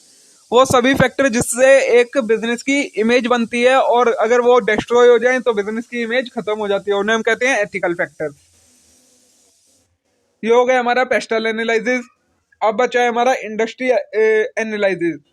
तो इसमें क्या है, there are certain factor which are specific to certain industry, जो कि मेजो environment में हमने पढ़े थे कि कुछ फैक्टर होते हैं जो कि किसी एक पर्टिकुलर कंपनी को नहीं बची बाकी बल्कि उस इंडस्ट्री की सभी कंपनी को अफेक्ट करती हैं, किसी पर्टिकुलर इंडस्ट्री की सभी कंपनी को। तो वही इंडस्ट्री एनालिसिस है ये। These factors are specifically important in case of business having multiple unit और डिपार्टमेंट। ये एनालिसिस क्यों जरूरी है, जब किसी एक बिजनेस की कई सारी यूनिट्स हैं या डिपार्टमेंट्स है तो ये जरूरी होता है। टूल्स क्या क्या है इंडस्ट्री एनालिसिस के, नंबर 1 BCG मैट्रिक्स। इनको आपको इतना डिटेल में जाने की जरूरत नहीं है, इन्हें आप छोड़ सकते हैं, इसमें बहुत सारे आएंगे। Industry attractiveness, market share position, 4 quadrant आएंगे, dog, cash cow, star, question mark, ये सारी चीजें आपको करने की जरूरत नहीं है, ये एक्स्ट्रा आएगा, ये इंपॉर्टेंट टॉपिक में नहीं आता। फिर नेक्स्ट टॉपिक आता है आपका डिसीजन मेकिंग। तो ये क्या होता है, it is key to planning process and important part of management process. ये की होती है प्लानिंग प्रोसेस की और एक मैनेजमेंट प्रोसेस का इंपॉर्टेंट पार्ट होता है। In all type of organisation decision are made regularly at all level. Decision का मतलब पता ही है, किसी भी चीज के रिगार्डिंग चॉइस करना, वो कहलाती है हमारी डिसीजन। तो सभी ऑर्गेनाइजेशन में सभी लेवल पर डिसीजन लिए जाते हैं। The success of organisation is result of right decision. और किसी ऑर्गेनाइजेशन की सक्सेस या फेलियर किस वजह से होती है, डिसीजन की वजह से सक्सेस या फेलियर होती है। जब सही डिसीजन हो जाता है तो सक्सेस, और गलत डिसीजन ले लिया जाता है तो फेलियर हो जाता है बिजनेस का। तो डिसीजन मेकिंग होता क्या है, decision making is about making choice amongst the set of alternative available based on analysis of each available course of action. मतलब जब हमारे पास बहुत सारे अल्टरनेटिव अवेलेबल होते हैं, उनमें से जब हम कोई बेस्ट अल्टरनेटिव चूज करते हैं उसे हम कहते हैं डिसीजन मेकिंग। अब बेस्ट अल्टरनेटिव कैसे चूज होता है, तो उसके बेनिफिट और उसके डिसएडवांटेजेस को देखते हुए हम बेस्ट अल्टरनेटिव चूज करते हैं। और क्या कह सकते हैं हम, decision making is art of making choice to select alternative that produce more desirable result. ठीक है, नेचर बताया है बिजनेस डिसीजन मेकिंग का। तो ये एक प्रोसेस होता है जिसमें कई सारी एक्टिविटीज होती हैं डिसीजन मेकिंग में। इट इज कॉन्टिन्यूस, एक कॉन्टिन्यूस प्रोसेस है, मतलब हमेशा चलता रहता है। थर्ड है गोल ओरिएंटेड डिसीजन किस लिए लिया जाता है, गोल से जो हमारा गोल है उसे अचीव करने के लिए डिसीजन लिया जाता है, तो गोल ओरिएंटेड कहलाता है। फोर्थ है इंटेलेक्चुअल एक्सरसाइज है, मतलब माइंड की जरूरत पड़ती है मैनेजर्स को, इंटेलेक्चुअल अपना यूज करना पड़ता है ये डिसीजन लेने के लिए। फिफ्थ है टाइम कंज्यूमिंग, लेकिन ये टाइम कंज्यूमिंग भी बहुत ज्यादा होता है डिसीजन लेना। परवेजिव है, मतलब सभी चाहे कोई भी ऑर्गेनाइजेशन हो, लार्ज हो स्मॉल हो मीडियम हो, सभी को इस डिसीजन मेकिंग प्रोसेस की जरूरत पड़ती है। अब प्रोसेस क्या होता है डिसीजन मेकिंग में, सबसे पहले एनालाइज द प्रॉब्लम, हमें प्रॉब्लम एनालाइज करनी होती है कि दिक्कत क्या है बिजनेस में।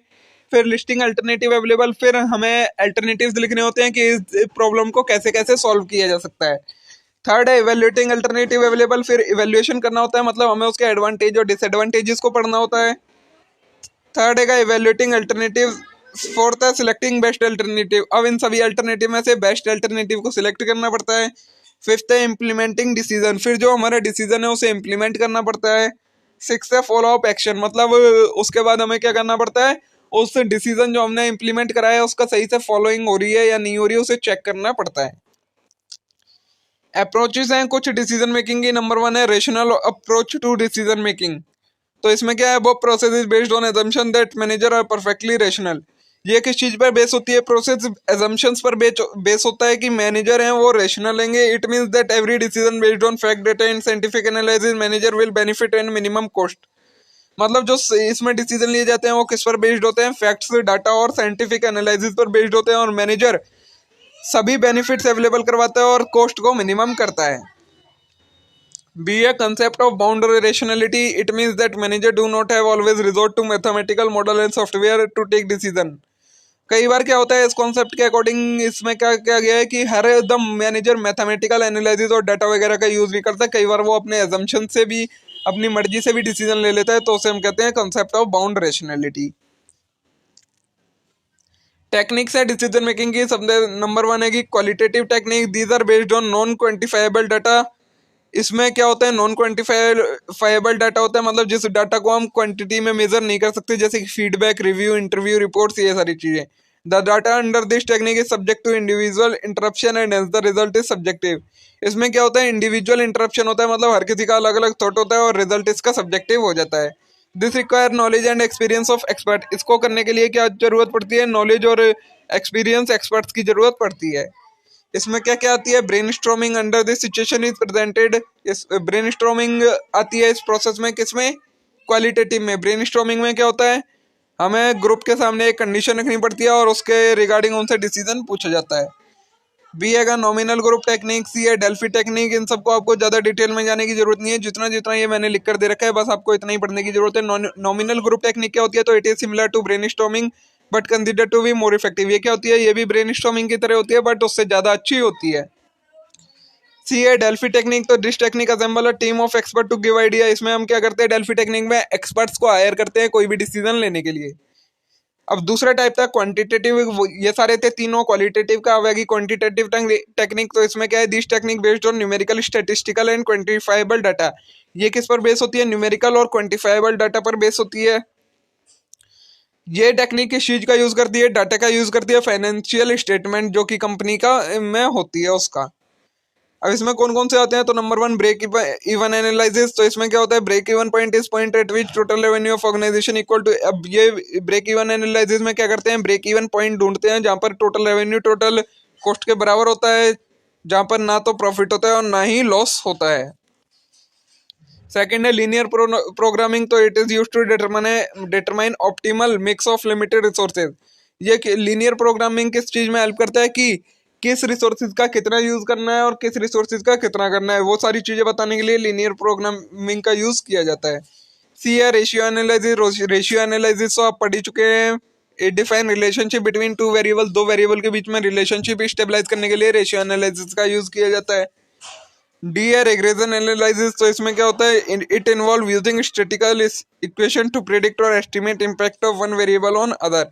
इसमें हम स्टैटिस्टिकल इक्वेशंस का यूज करते हैं किसी चीज को ढूंढने के लिए, इम्पैक्ट ढूंढने के लिए एक वेरिएबल का दूसरे पर इम्पैक्ट ढूंढने के लिए रिग्रेशन एनालिसिस का यूज करते हैं। It is second function of management, ये मैनेजमेंट का सेकंड फंक्शन होता है which follow up goals and plan decided in planning, जो कि क्या करता है, जो प्लानिंग में प्लान्स और गोल्स को डिसाइड किया जाता है उनको अकॉर्डिंग वर्क करता है। It refers to set of activity involved in coordinating human efforts, collecting and allocating resources and so on.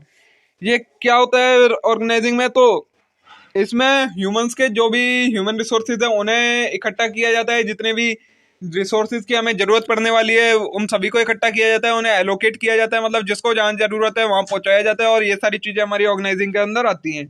All this activity lead to achievement of objective और goal. ये सारी एक्टिविटी किस लिए की जाती है? गोल और ऑब्जेक्टिव को अचीव करने के लिए।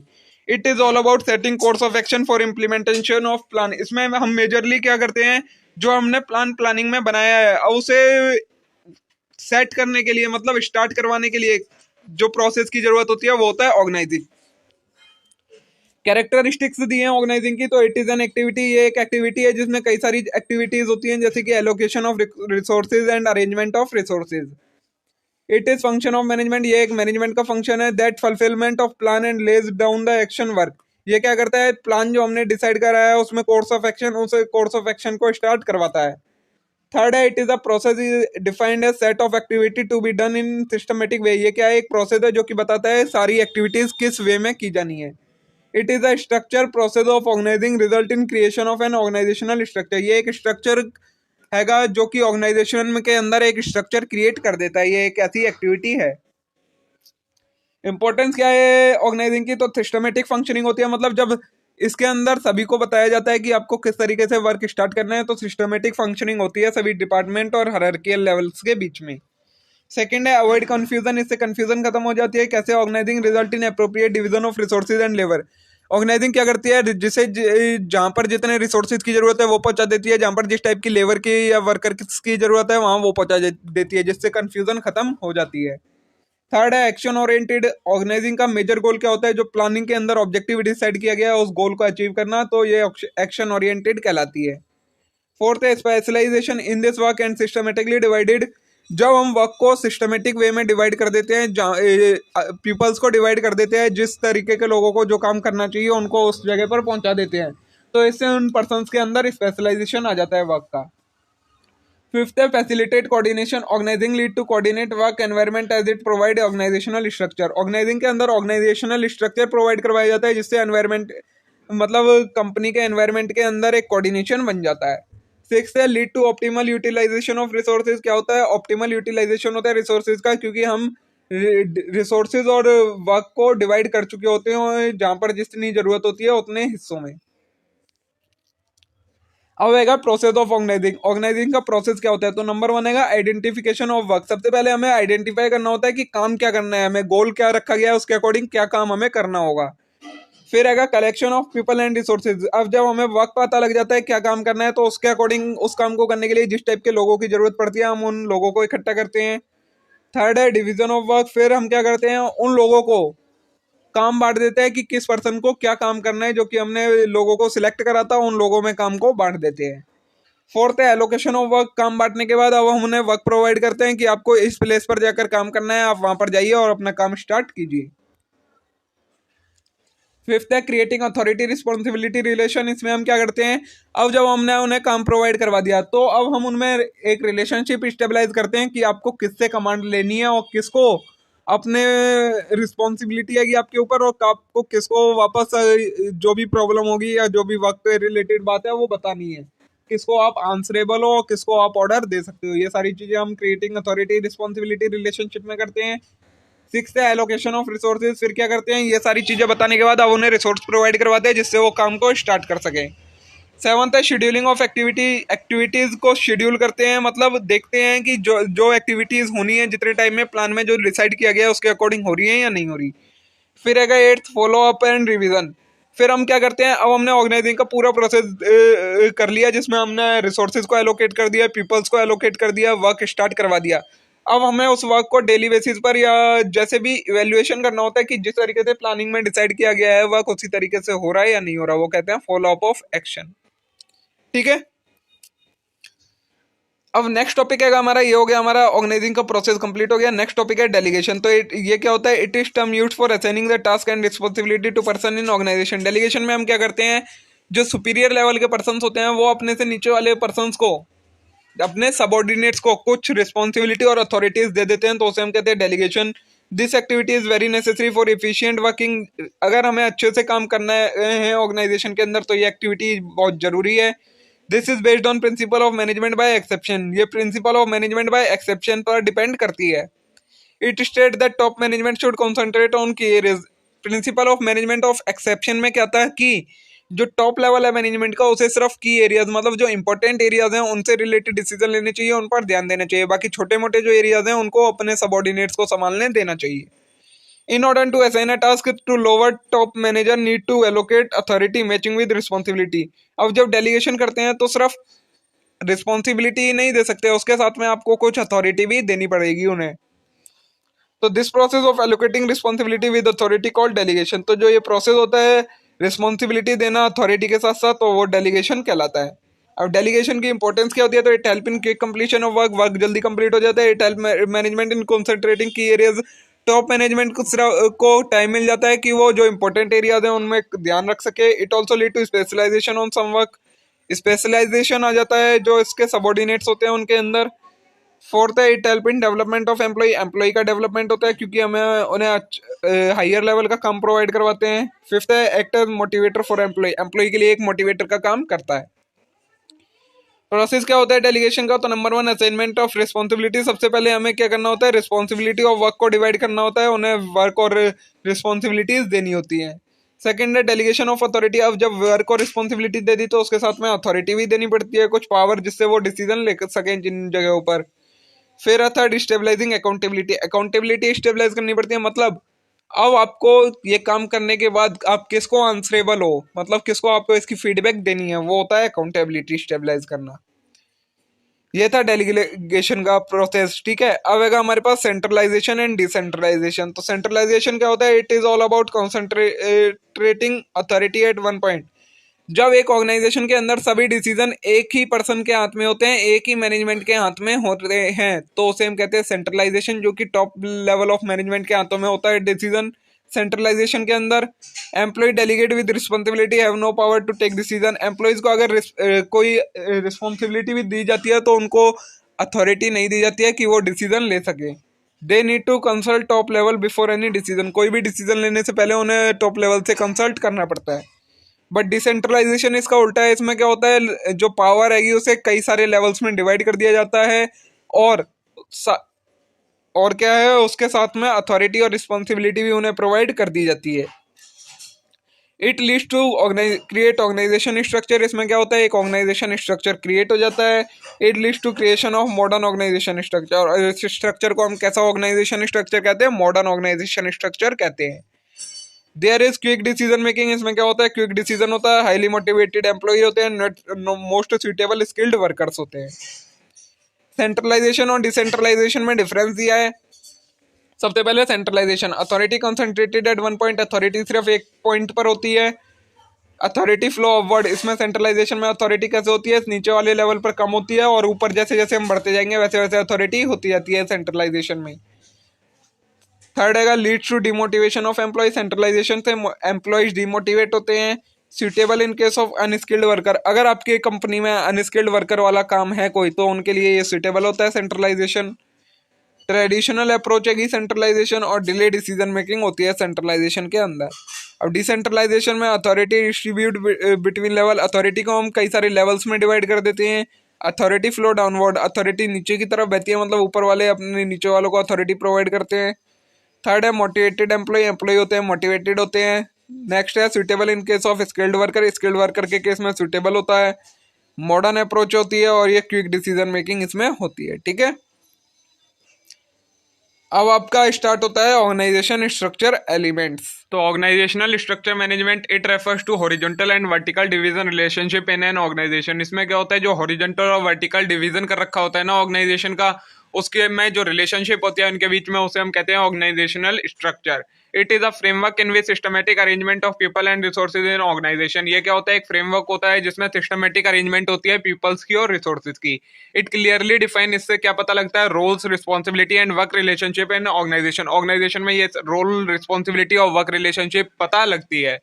एलिमेंट्स क्या है? डिपार्टमेंटेशन, तो इसका मतलब है it we involve division of work on various basis such as function, product and area. Departmentation के अंदर क्या किया जाता है? वर्क को डिवाइड करा जाता है किनके बेसिस पर? फंक्शन के बेसिस पर, प्रोडक्ट के बेसिस पर और एरिया के बेसिस पर। This division leads to certain department and this process is called departmentation. इससे क्या होता है? एक ऑर्गेनाइजेशन के अंदर कई सारे डिपार्टमेंट्स बन जाते हैं और उस प्रोसेस को हम कह देते हैं डिपार्टमेंटाइजेशन। टाइप्स हैंगे डिपार्टमेंटेशन के। नंबर 1 फंक्शनल डिपार्टमेंटेशन, जिसमें फंक्शंस के बेसिस पर वर्क को डिवाइड किया जाता है, वो हो जाता है फंक्शनल डिपार्टमेंट। जैसे कि marketing department, manufacturing department, sales department, ये सारी चीजें। प्रोडक्ट डिपार्टमेंटेशन में क्या होता है? तो जिसमें प्रोडक्ट के बेसिस पर कंपनी को डिवाइड कर दिया जाता है, तो वो होता है हमारा प्रोडक्ट डिपार्टमेंटेशन। ये किस लिए जरूरी होता है? जिस कंपनी में बहुत सारे प्रोडक्ट बनते हैं, कई सारे टाइप के प्रोडक्ट बनते हैं, उनके लिए ये सुटेबल होता है। थर्ड है कस्टमर डिपार्टमेंटेशन। तो इसमें क्या होता है? Here departments are created on the basis of different customer. Customers के अकॉर्डिंग डिपार्टमेंट क्रिए जाते हैं कि किस टाइप का कस्टमर है, उनके अकॉर्डिंग उस टाइप का डिपार्टमेंट बनाया जाता है।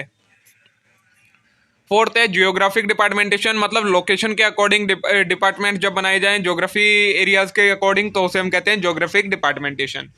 सेकंड है लेवल्स ऑफ मैनेजमेंट होते हैं ऑर्गेनाइजेशन स्ट्रक्चर में। पहला तो था डिपार्टमेंटेशन, अब सेकंड एलिमेंट आता है लेवल्स ऑफ मैनेजमेंट। तो they is involve creation of managerial level. इसमें क्या होता है? मैनेजरियल लेवल्स क्रिएट किए जाते हैं। टाइप्स ऑफ लेवल होंगे हमारे पास 3 टाइप के, top level, middle level, lower level. Top level वो आएगा जो सभी फंक्शन परफॉर्म करता है, किससे related? Design, strategy, taking decision, writing goals and objective, ये सारे फंक्शन जो करता है उसे हम कहते हैं टॉप लेवल।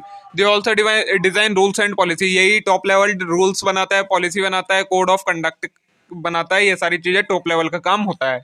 सेकंड आता है मिडल लेवल। तो this levels work under top management. ये वाले लोग होते हैं जो मिडल लेवल में होते हैं, वो टॉप लेवल के नीचे काम करते हैं। दे कंस्टिट्यूट डिविजनल हेड। इसमें क्या होता है? जो डिफरेंट डिपार्टमेंट्स होते हैं उनके जो हेड होते हैं वो इस कैटेगरी में आते हैं। Their work is to plan designed by top level. इनका काम क्या होता है? जो टॉप लेवल ने प्लान डिजाइन करे हैं उन प्लान्स को इंप्लीमेंट करवाना होता है। They desire and design plan for the individual department. और ये जो इसमें लोग होते हैं मैनेजर डिपार्टमेंट हेड्स, वो क्या करते हैं? अपने डिपार्टमेंट्स के लिए रूल्स एंड पॉलिसीज बनाते हैं। फिर आता है लोअर लेवल। इसमें कौन आता है? इसमें factory worker, office and administration worker, ये सारे लोग आते हैं। The quality of product are in hands of them. जो क्वालिटी होती है प्रोडक्ट की या किसी भी चीज की, वो इन लोगों के हाथ में होती है। फिर आता है authority, responsibility and accountability. Authority क्या होता है? जब हम किसी पर्सन को रिस्पॉन्सिबिलिटीज देते हैं, उसके साथ में हमें उसे कुछ पावर भी देनी होती है डिसीजन लेने से रिलेटेड, उसे हम कहते हैं अथॉरिटी। तो organisation structure distribute responsibility, delegate authority and stabilise accountability.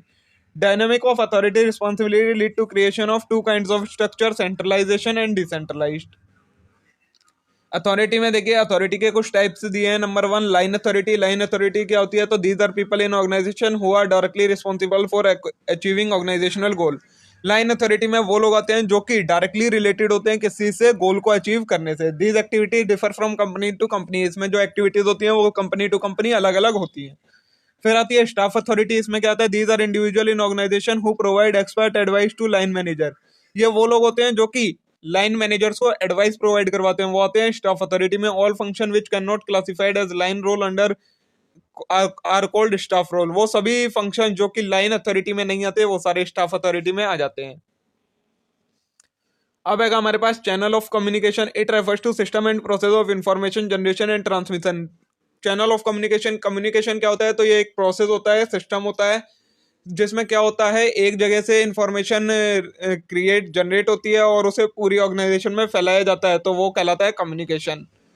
It is important in efficient management of organisation. ये किस लिए जरूरी है? इफिशिएंट मैनेजमेंट के लिए जरूरी है। टाइप्स हैं ऑर्गेनाइजेशन में कम्युनिकेशन के। फॉर्मल कम्युनिकेशन होता है और इनफॉर्मल कम्युनिकेशन। फॉर्मल कम्युनिकेशन वो कम्युनिकेशन होता है जिसमें कुछ रूल्स को, कुछ प्रोसीजर्स को फॉलो करके कम्युनिकेशन किया जाए, मतलब बताया जाता है आपको किससे कम्युनिकेशन करना है, उसके अलावा आप ज्यादा और किसी से कम्युनिकेशन नहीं कर सकते, वो होता है formal communication. It leads to slow decision making. इसमें क्या होता है? डिसीजन मेकिंग स्लो होती है, ठीक है।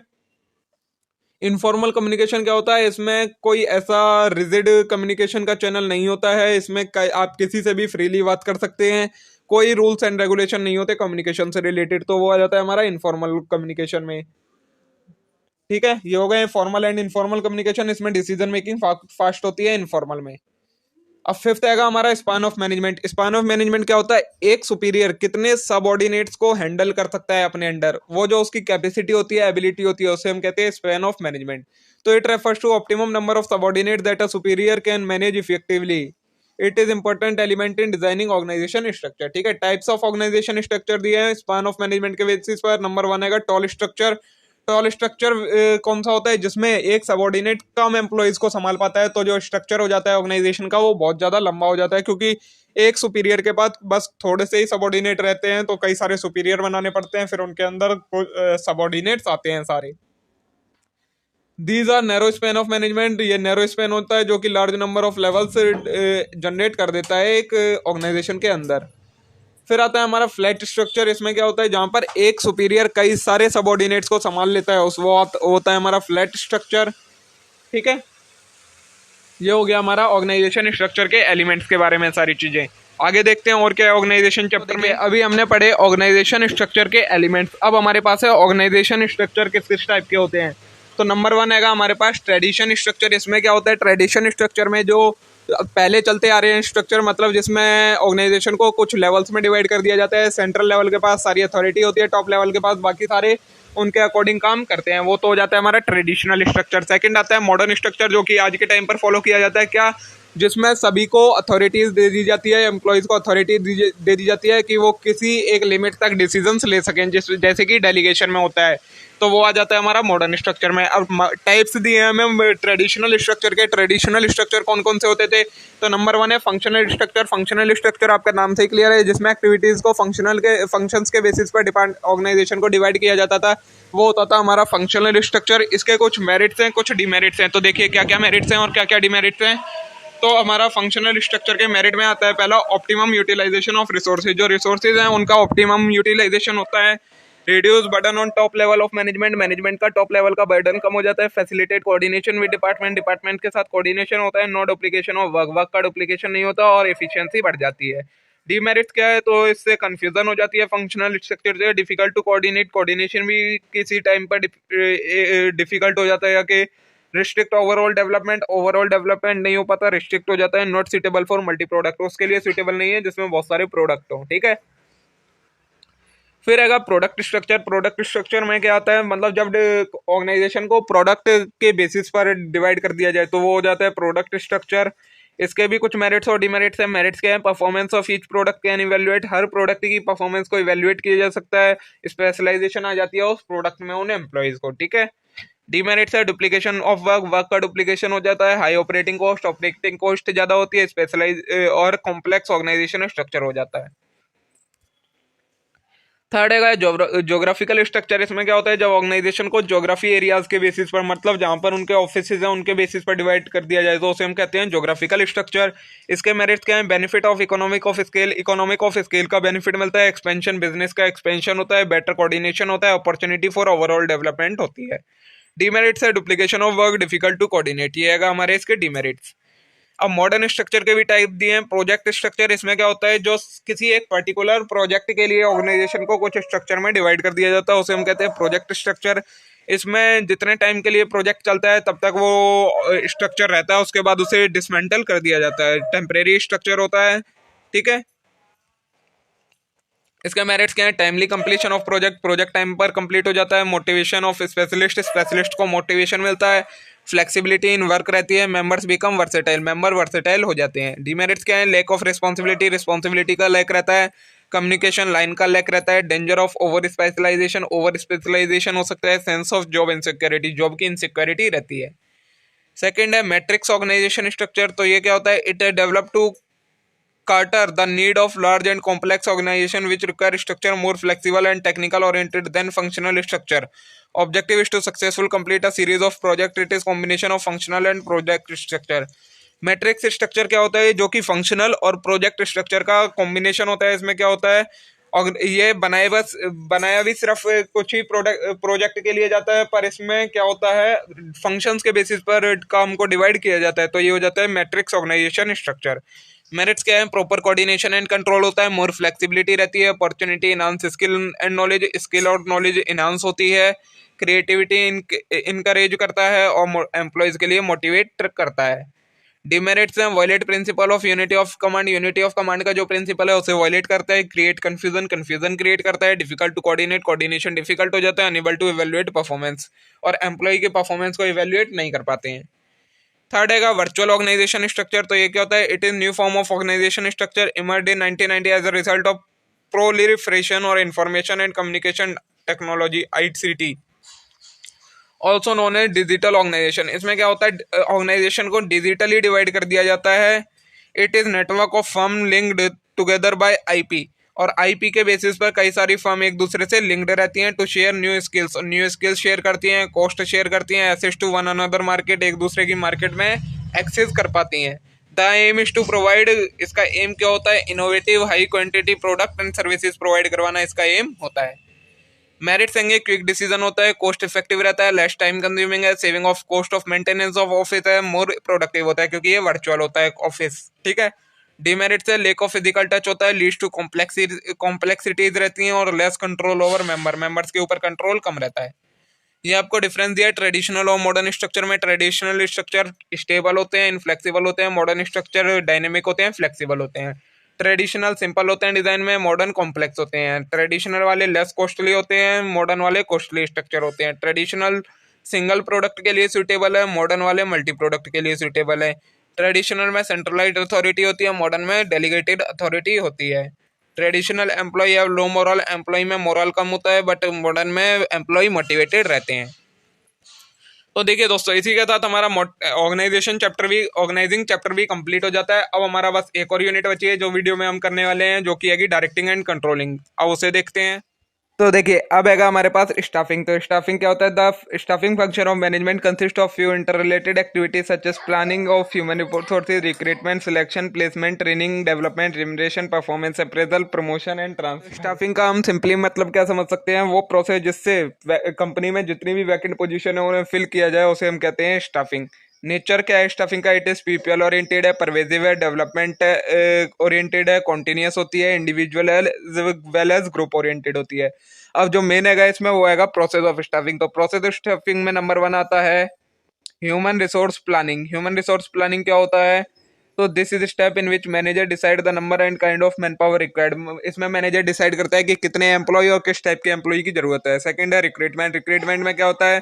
प्रोसेस सर्चिंग, एम्प्लॉय को सर्च करना है जिस टाइप के तरीके, और उन्हें स्टिमुलेट मतलब एक तरीके से इनकरेज करना है कि वो इस वैकेंट पोजीशन के लिए अप्लाई करें।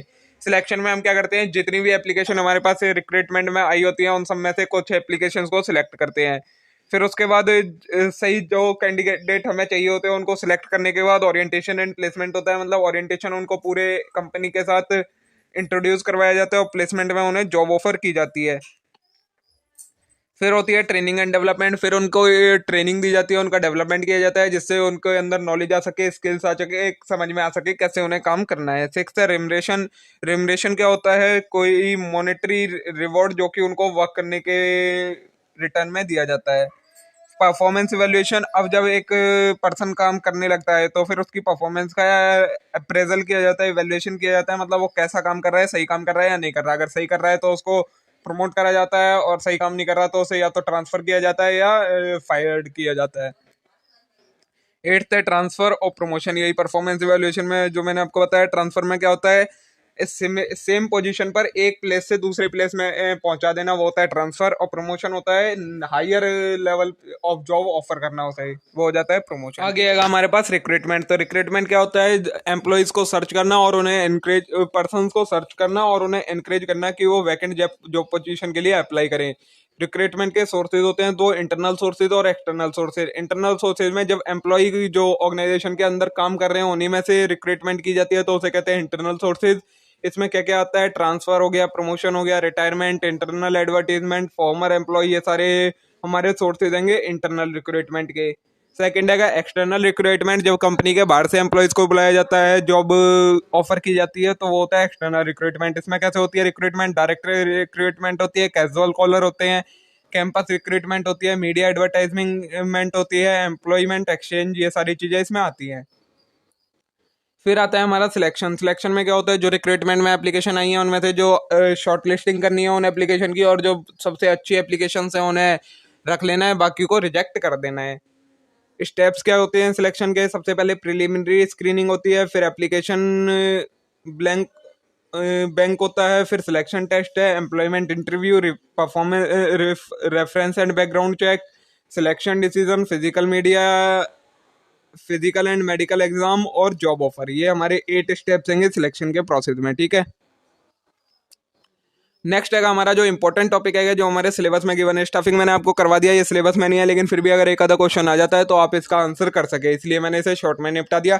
अब हम बात करते हैं डिटेल में मोटिवेशन के बारे में। तो मोटिवेशन क्या होता है? Process of stimulating people to action to accomplish goal. Peoples को इंकरेज करना किस लिए? गोल को अचीव करने के लिए, उसे हम कहते हैं motivation. Motivation is willingness to exert high level of effort toward organisation goal. ये क्या होता है? एक तरीके से हमारी इच्छा होती है जिससे हम हाई लेवल ऑफ एफर्ट करते हैं ऑर्गेनाइजेशन के गोल को अचीव करने के लिए। नेचर क्या होता है मोटिवेशन का? साइकोलॉजिकल फैक्टर फेनोमेना है, मतलब ये इंटरनल फीलिंग होती है किसी भी पर्सन की। सेकंड है कंटिन्यूस प्रोसेस है, मतलब हमेशा मोटिवेशन की जरूरत होती है जिससे वो कोई भी पर्सन अच्छे से काम कर सके। थर्ड है it is a complex process. ये कॉम्प्लेक्स प्रोसेस होता है क्योंकि हमें सभी एम्प्लॉयज के बिहेवियर को स्टिमुलेट करना पड़ता है, उनके माइंड को बदलना पड़ता है, मोटिवेट करना पड़ता है। फोर्थ है motivation lead to goal directed behaviour. Motivation से क्या होता है? वो अपने अच्छे एफर्ट्स करते हैं जिससे गोल अचीव होता है ऑर्गेनाइजेशन का। फिफ्थ है मोटिवेशन कैन पॉजिटिव और नेगेटिव। मोटिवेशन दो तरीके का हो सकता है, पॉजिटिव भी नेगेटिव भी। पॉजिटिव मोटिवेशन में क्या क्या चीज़ आती है? जब हम रिवॉर्ड्स, प्राइज, रिकॉग्निशन, ये सारी चीज़ें देते हैं, ये आता है पॉजिटिव मोटिवेशन में। नेगेटिव मोटिवेशन में क्या आता है? जब हम पेनल्टीज, फाइन वगैरह लगाते हैं तो वो आता है नेगेटिव मोटिवेशन में, ठीक है।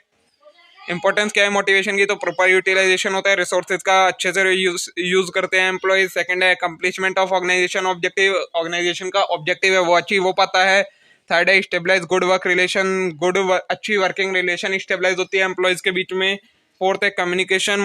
मोटिवेशन से सुपेरियर और जूनियर के बीच में कम्युनिकेशन का वे खुल जाता है। फिफ्थ है फैसिलिटेट चेंज। ये मोटिवेशन की वजह से जो एम्प्लॉयज हैं वो किसी भी चेंज को अडेप्ट करने में इजिली एक्सेप्टेबल होते हैं, वरना वो हर चेंज को अडेप्ट नहीं करते। मोटिवेशन के टाइप हैं, इंट्रिंसिक मोटिवेशन है, एक्सट्रिंसिक मोटिवेशन है। इंट्रिंसिक मोटिवेशन जब किसी पर्सन के अंदर से कोई फीलिंग आए मोटिवेशन से रिलेटेड तो वो होती है इंट्रिंसिक मोटिवेशन, इससे पर्सन की इनर ग्रोथ होती है। और एक्सट्रिंसिक मोटिवेशन में जब कोई बाहर से फोर्स का यूज किया जाए, किसी पॉजिटिव फोर्स का, जिससे एम्प्लॉय मोटिवेट हो, उसे हम कहते हैं एक्सट्रिंसिक। इसमें क्या क्या चीजें आती हैं? रिवॉर्ड्स, गिफ्ट्स, ये सारी चीजें, सैलरी, बोनस, ये सारी चीजें इसमें आती हैं। नेक्स्ट टॉपिक है हमारा लीडरशिप। तो लीडरशिप क्या होता है? The capacity of an individual to influence and direct group effort. किसी भी पर्सन की एबिलिटी कि वो दूसरे लोगों को इन्फ्लुएंस कर सके किसी भी काम को करवाने के लिए, उसे हम कहते हैं leadership. Leadership is practice of influence that stimulate subordinate और follower to do their best. Leader क्या करता है? इन्फ्लुएंस करता है इंडिविजुअल्स को किस चीज के लिए? ग्रुप के टुवर्ड गोल को अचीव करवाने में। कैरेक्टरिस्टिक्स क्या क्या है लीडरशिप की? Number one process of influencing. इसमें क्या करता है लीडर? पीपल्स को इन्फ्लुएंस करता है। सेकंड है बेस्ड ऑन अथॉरिटी। अथॉरिटी पर बेस्ड होता है ये, मतलब एडुकेट पावर चाहिए उसे किसी भी पर्सन को इन्फ्लुएंस करने के लिए लीडर को। थर्ड है इन्वॉल्व फॉलोवर्स। इसमें फॉलोवर होने जरूरी है, अगर फॉलोवर नहीं होगा तो लीडरशिप भी नहीं होगी। फोर्थ है इन्वॉल्व स्टिमुलेटिंग द फॉलोवर। और क्या होता है? फॉलोवर्स को स्टिमुलेट किया जाता है, मतलब इन्फ्लुएंस किया जाता है। फिफ्थ है इट इज पर्सनल क्वालिटी। ये किसी भी पर्सन की एक पर्सनल क्वालिटी होती है, ठीक है। अब है कि इंपॉर्टेंस ऑफ लीडरशिप। लीडरशिप की इंपॉर्टेंस क्या होती है? Initiate action. जब कोई लीडर डायरेक्शन देता है उसी के अकॉर्डिंग काम स्टार्ट होता है। सेकंड है motivation. Leader motivate employ. Leader जो है वो एम्प्लॉयज को मोटिवेट करता है इकोनॉमिक और नॉन इकोनॉमिक रिवॉर्ड से। थर्ड है प्रोवाइड गाइडेंस। गाइडेंस प्रोवाइड करवाता है। Leader need to direct subordinate को डायरेक्ट करता है जिससे गोल को अचीव किया जा सके। फोर्थ है कोऑर्डिनेशन। तो it can be achieved through reconciling personal interest with organisation goal. Leader क्या करता है? एम्प्लॉयज के पर्सनल इंटरेस्ट को जो ऑर्गेनाइजेशन का गोल है उसके साथ कोऑर्डिनेट करता है। फिफ्थ है बिल्ड वर्किंग एनवायरनमेंट मोटिवेट करके लीडर और वर्किंग एनवायरनमेंट क्रिएट करता है एक ऑर्गेनाइजेशन के अंदर। अब आएंगे लीडरशिप के कुछ स्टाइल हैं। 3 टाइप की लीडरशिप होती है, ऑटोक्रेटिक, और फैलवेगी ऑटोक्रेटिक। सेकंड है पार्टिसिपेटिव और डेमोक्रेटिक, और थर्ड है लेजिस्फेयर। ऑटोक्रेटिक में क्या होता है? जब सारी पावर सेंट्रलाइज अथॉरिटी के पास होती है और सारे डिसीजन वही लेता है, एम्प्लॉय का इसमें कोई भी कंसल्टेंसी या इन्वॉल्वमेंट नहीं होती है किसी भी डिसीजन में। ये सूटेबल कब होती है, जब इन स्किल्ड और इनएक्सपीरियंस्ड एम्प्लॉय होते हैं, तब ये जरूरी सही रहती है। और इसमें डिसीजन होता है वो क्विक डिसीजन मेकिंग होती है। फिर अगर पार्टिसिपेटिव और डेमोक्रेटिक, इसमें क्या होता है, जो भी डिसीजन हैं वो एम्प्लॉयज़ के साथ कंसल्ट करने के बाद लिए जाते हैं, उनसे कंसल्ट करे बिना कोई भी डिसीजन नहीं लिया जाता है। इससे क्या होता है, एम्प्लॉयज मोटिवेट रहते हैं, टर्नओवर रिड्यूस हो जाता है, रिड्यूस टर्नओवर, और जो एम्प्लॉय छोड़ छोड़ के जाते हैं जॉब को वो कम हो जाता है। इसमें there is delay in decision making process, और डिसीजन मेकिंग का प्रोसेस में डिले होती है डेमोक्रेटिक लीडरशिप स्टाइल के अंदर। थर्ड है लेजिस्फेयर। लेजिस्फेयर में क्या होता है, under this style manager focus on objective part of work and not on management part. जो मैनेजर है वो इंपॉर्टेंट एरियाज में कॉन्सेंट्रेट करता है, बाकी जो छोटे मोटे एरिया हैं उनमें एम्प्लॉयज को ही अथॉरिटी दे दी जाती है कि तुम खुद डिसीजन ले सको इन सारे मैटर्स में। तो वो उस टाइप की लीडरशिप कहलाती है लेजिस्फेयर लीडरशिप, ठीक है। It increase moral of employees, से एम्प्लॉयज का मोरल इंक्रीज होता है। ये आपको डिफरेंस दिया है एक ऑटोक्रेटिक, पार्टिसिपेटिव और लेजिस्फेयर में, इसे आप पढ़ लीजिएगा। कंट्रोलिंग क्या होता है, it is a process which check performance against standard. जो भी हमने स्टैंडर्ड सेट करे थे उसके अगेंस्ट परफॉर्मेंस को मेजर करना हमारा कहलाता है controlling. It make sure that organisation goal and objective are meet. ये क्या चेक करता है कि जो हमारा प्लान ऑर्गेनाइजेशन का ऑब्जेक्टिव है वो अचीव हो रहा है या नहीं हो रहा है। This function is performed in all type of organisation whether commercial और नॉन कमर्शियल। ये सभी ऑर्गेनाइजेशन में परफॉर्म किया जाता है, चाहे कोई कमर्शियल ऑर्गेनाइजेशन हो चाहे कोई नॉन कमर्शियल ऑर्गेनाइजेशन हो। It compare actual performance with pre determined standard. ये क्या करता है, एक्चुअल परफॉर्मेंस को पहले से जो डिसाइड स्टैंडर्ड होते हैं उनके साथ कंपेयर करता है, डेविएशन फाइंड करता है, और उस डेविएशन को करेक्ट करने के लिए करेक्टिव मेजर्स लेता है। अब आएगा कैरेक्टरिस्टिक्स। कैरेक्टरिस्टिक्स क्या क्या होती हैं, तो ये कॉन्टिन्यूस प्रोसेस होता है, कंट्रोलिंग का प्रोसेस हरदम चलता रहता है, हरदम कंट्रोलिंग की जरूरत पड़ती है ऑर्गेनाइजेशन में। सेकंड है फॉरवर्ड लुकिंग। ये किस चीज में हेल्प करता है, आगे देखने में हमें चीजों को हेल्प करता है कि हमारा जो ऑब्जेक्टिव है वो अचीव हो पाएगा या नहीं हो पाएगा, वो कंट्रोलिंग की वजह से हमें पता लग पाता है। थर्ड है एक्शन ओरिएंटेड। एक्शन ओरिएंटेड होता है, ये टाइमली एक्शन को करने में हेल्प करता है और वेस्टेज ऑफ टाइम को मिनिमाइज करता है। बेस्ड ऑन प्लानिंग, जो कंट्रोलिंग है वो प्लानिंग पर ही बेस होता है। फिफ्थ है परवेजिव। हर टाइप की ऑर्गेनाइजेशन में इसकी जरूरत पड़ती है। सिग्निफिकेंट क्या है कंट्रोलिंग के, तो controlling guide management in achieving pre determined goal. Controlling guide करता है मैनेजमेंट को जो पहले से गोल डिसाइड कर रखे हैं उन्हें अचीव करने में। सेकंड है controlling find out whether performance is carried out in accordance with plan. ये फाइंड करता है कि का जो प्लानिंग के अकॉर्डिंग परफॉर्मेंस हो रही है या नहीं हो रही। थर्ड है controlling help superior to evaluate performance. Controlling help करता है सुपीरियर की परफॉर्मेंस को इवेल्युएट करने में। फोर्थ है it help in finding and deviation existing in organisation. ये किस चीज में हेल्प करता है, ढूंढने में डेविएशन जो कि ऑर्गेनाइजेशन में एग्जिस्ट कर रही हैं। फिफ्थ है it bring back management on planning. और इसके बाद जो हमारा नेक्स्ट स्टेप फिर आता है वो दोबारा से प्लानिंग स्टार्ट हो जाती है। सिक्स्थ है it help in judging accuracy of standard. Standard की एक्यूरेसी जज करने में ये हेल्प करता है, जो भी चीज हम बना रहे हैं उसकी एक्यूरेसी क्या है।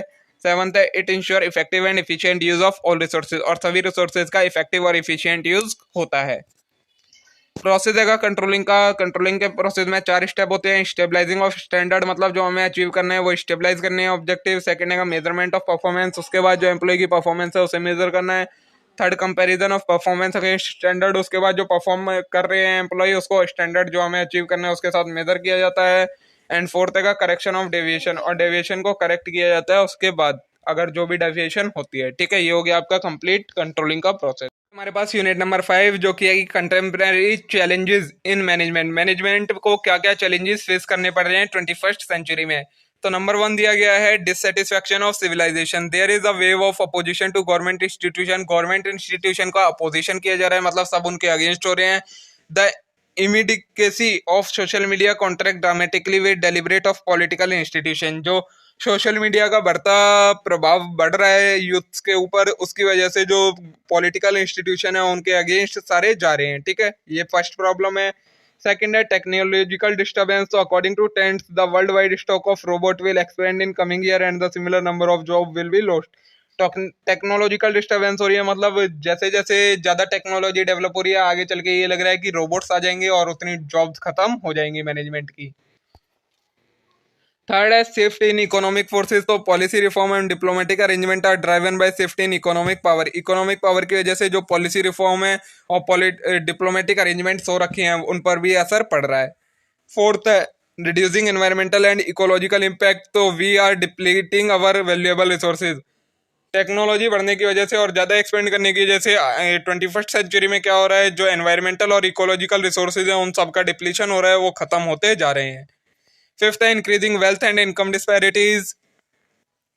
Rising social inequalities caused by unequal and income disparities. और क्या हो रहा है 21st सेंचुरी में, मैनेजमेंट में एक बैलेंस ना होने की वजह से इनकम की डिस्पैरिटी, मतलब सभी के किसी के पास ज्यादा इनकम हैगी, किसी के पास बहुत ही ज्यादा कम हैगी, ये बढ़ता जा रहा है। सिक्स है changing norms of society. Society के नॉर्म्स चेंज हो रहे हैं। People choose identity non continue to inspire violence. Peoples क्या चूज कर रहे हैं, अपनी आइडेंटिटी बनाने के लिए वायलेंस शुरू कर रहे हैं, अब्यूज करना शुरू कर रहे हैं, ये सारी चीजें शुरू कर रहे हैं। तो ये है कि हमारी मैनेजमेंट को क्या क्या चैलेंजेस फेस करने पड़ रहे हैं। सेवंथ है lack of vision and insight. We need a system leadership strategy that promote local collaboration and greater engagement across society. जो लोगों के सोचने और समझने की शक्ति है एक तरीके से वो खत्म होती जा रही है, उन्हें कुछ भी दिखाई नहीं दे रहा है। एट्थ है mobility and relocation. Mobility and relocation are unequally and unfairly distributed. Increase mobility result in disconnected from origin accessibility of travel mobile wealth pandemic faster. Mobility क्या होता है, एक जगह से लोग दूसरी जगह जा रहे हैं जॉब्स वगैरह के चक्कर में, जिससे क्या होता है जहाँ के वो ओरिजिन से हैं वहीं के ओरिजिन को वो छोड़कर चले जाते हैं और वो डिस्कनेक्टेड हो जाते हैं अपने ओरिजिन से। नाइन्थ है micro managing. Manager must able to decide which work they can complete on their own and which task they can delegate to subordinate. Subordinates managers क्या कर रहे हैं, सबऑर्डिनेट्स को अपनी पावर डेलीगेट करते जा रहे हैं, अपने ऊपर ज्यादा बर्डन नहीं रखना चाहते। ठीक है, तो ये हो गया चैलेंजेस क्या आते हैं मैनेजमेंट के। आप लोगों को ये इनमें से कुछ समझ में नहीं आ रहे होंगे क्योंकि ये एक बिल्कुल ही नया चैप्टर है, आपने इससे पहले आज तक ये नहीं पढ़ा है कहीं पर भी किसी भी क्लासेस में।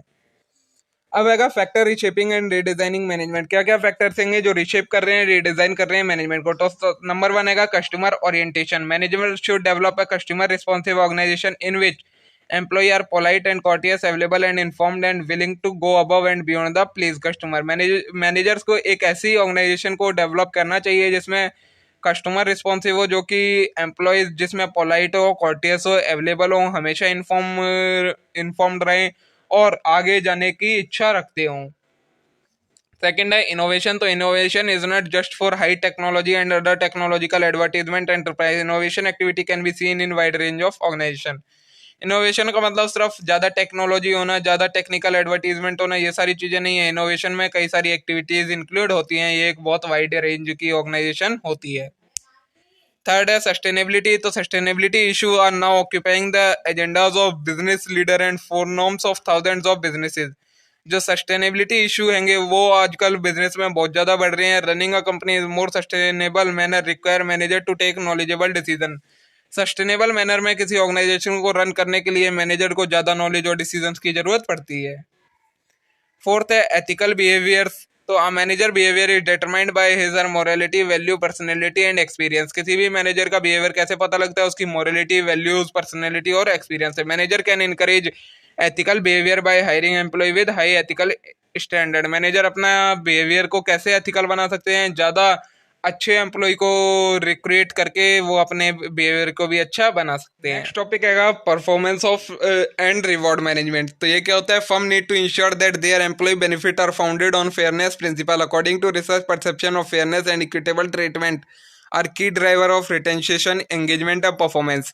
जो एम्प्लॉय होते हैं उनका रिटेंशन मतलब किसी ऑर्गेनाइजेशन में टिक कर रहना, उनकी एंगेजमेंट मतलब ज़्यादा से ज़्यादा पार्टिसिपेटिव रहना, परफॉर्मेंस उनकी किस चीज़ पर डिपेंड करती है, उन्हें जो रिवॉर्ड्स दिए जाते हैं उनके ऊपर उनकी परफॉर्मेंस डिपेंड करती है।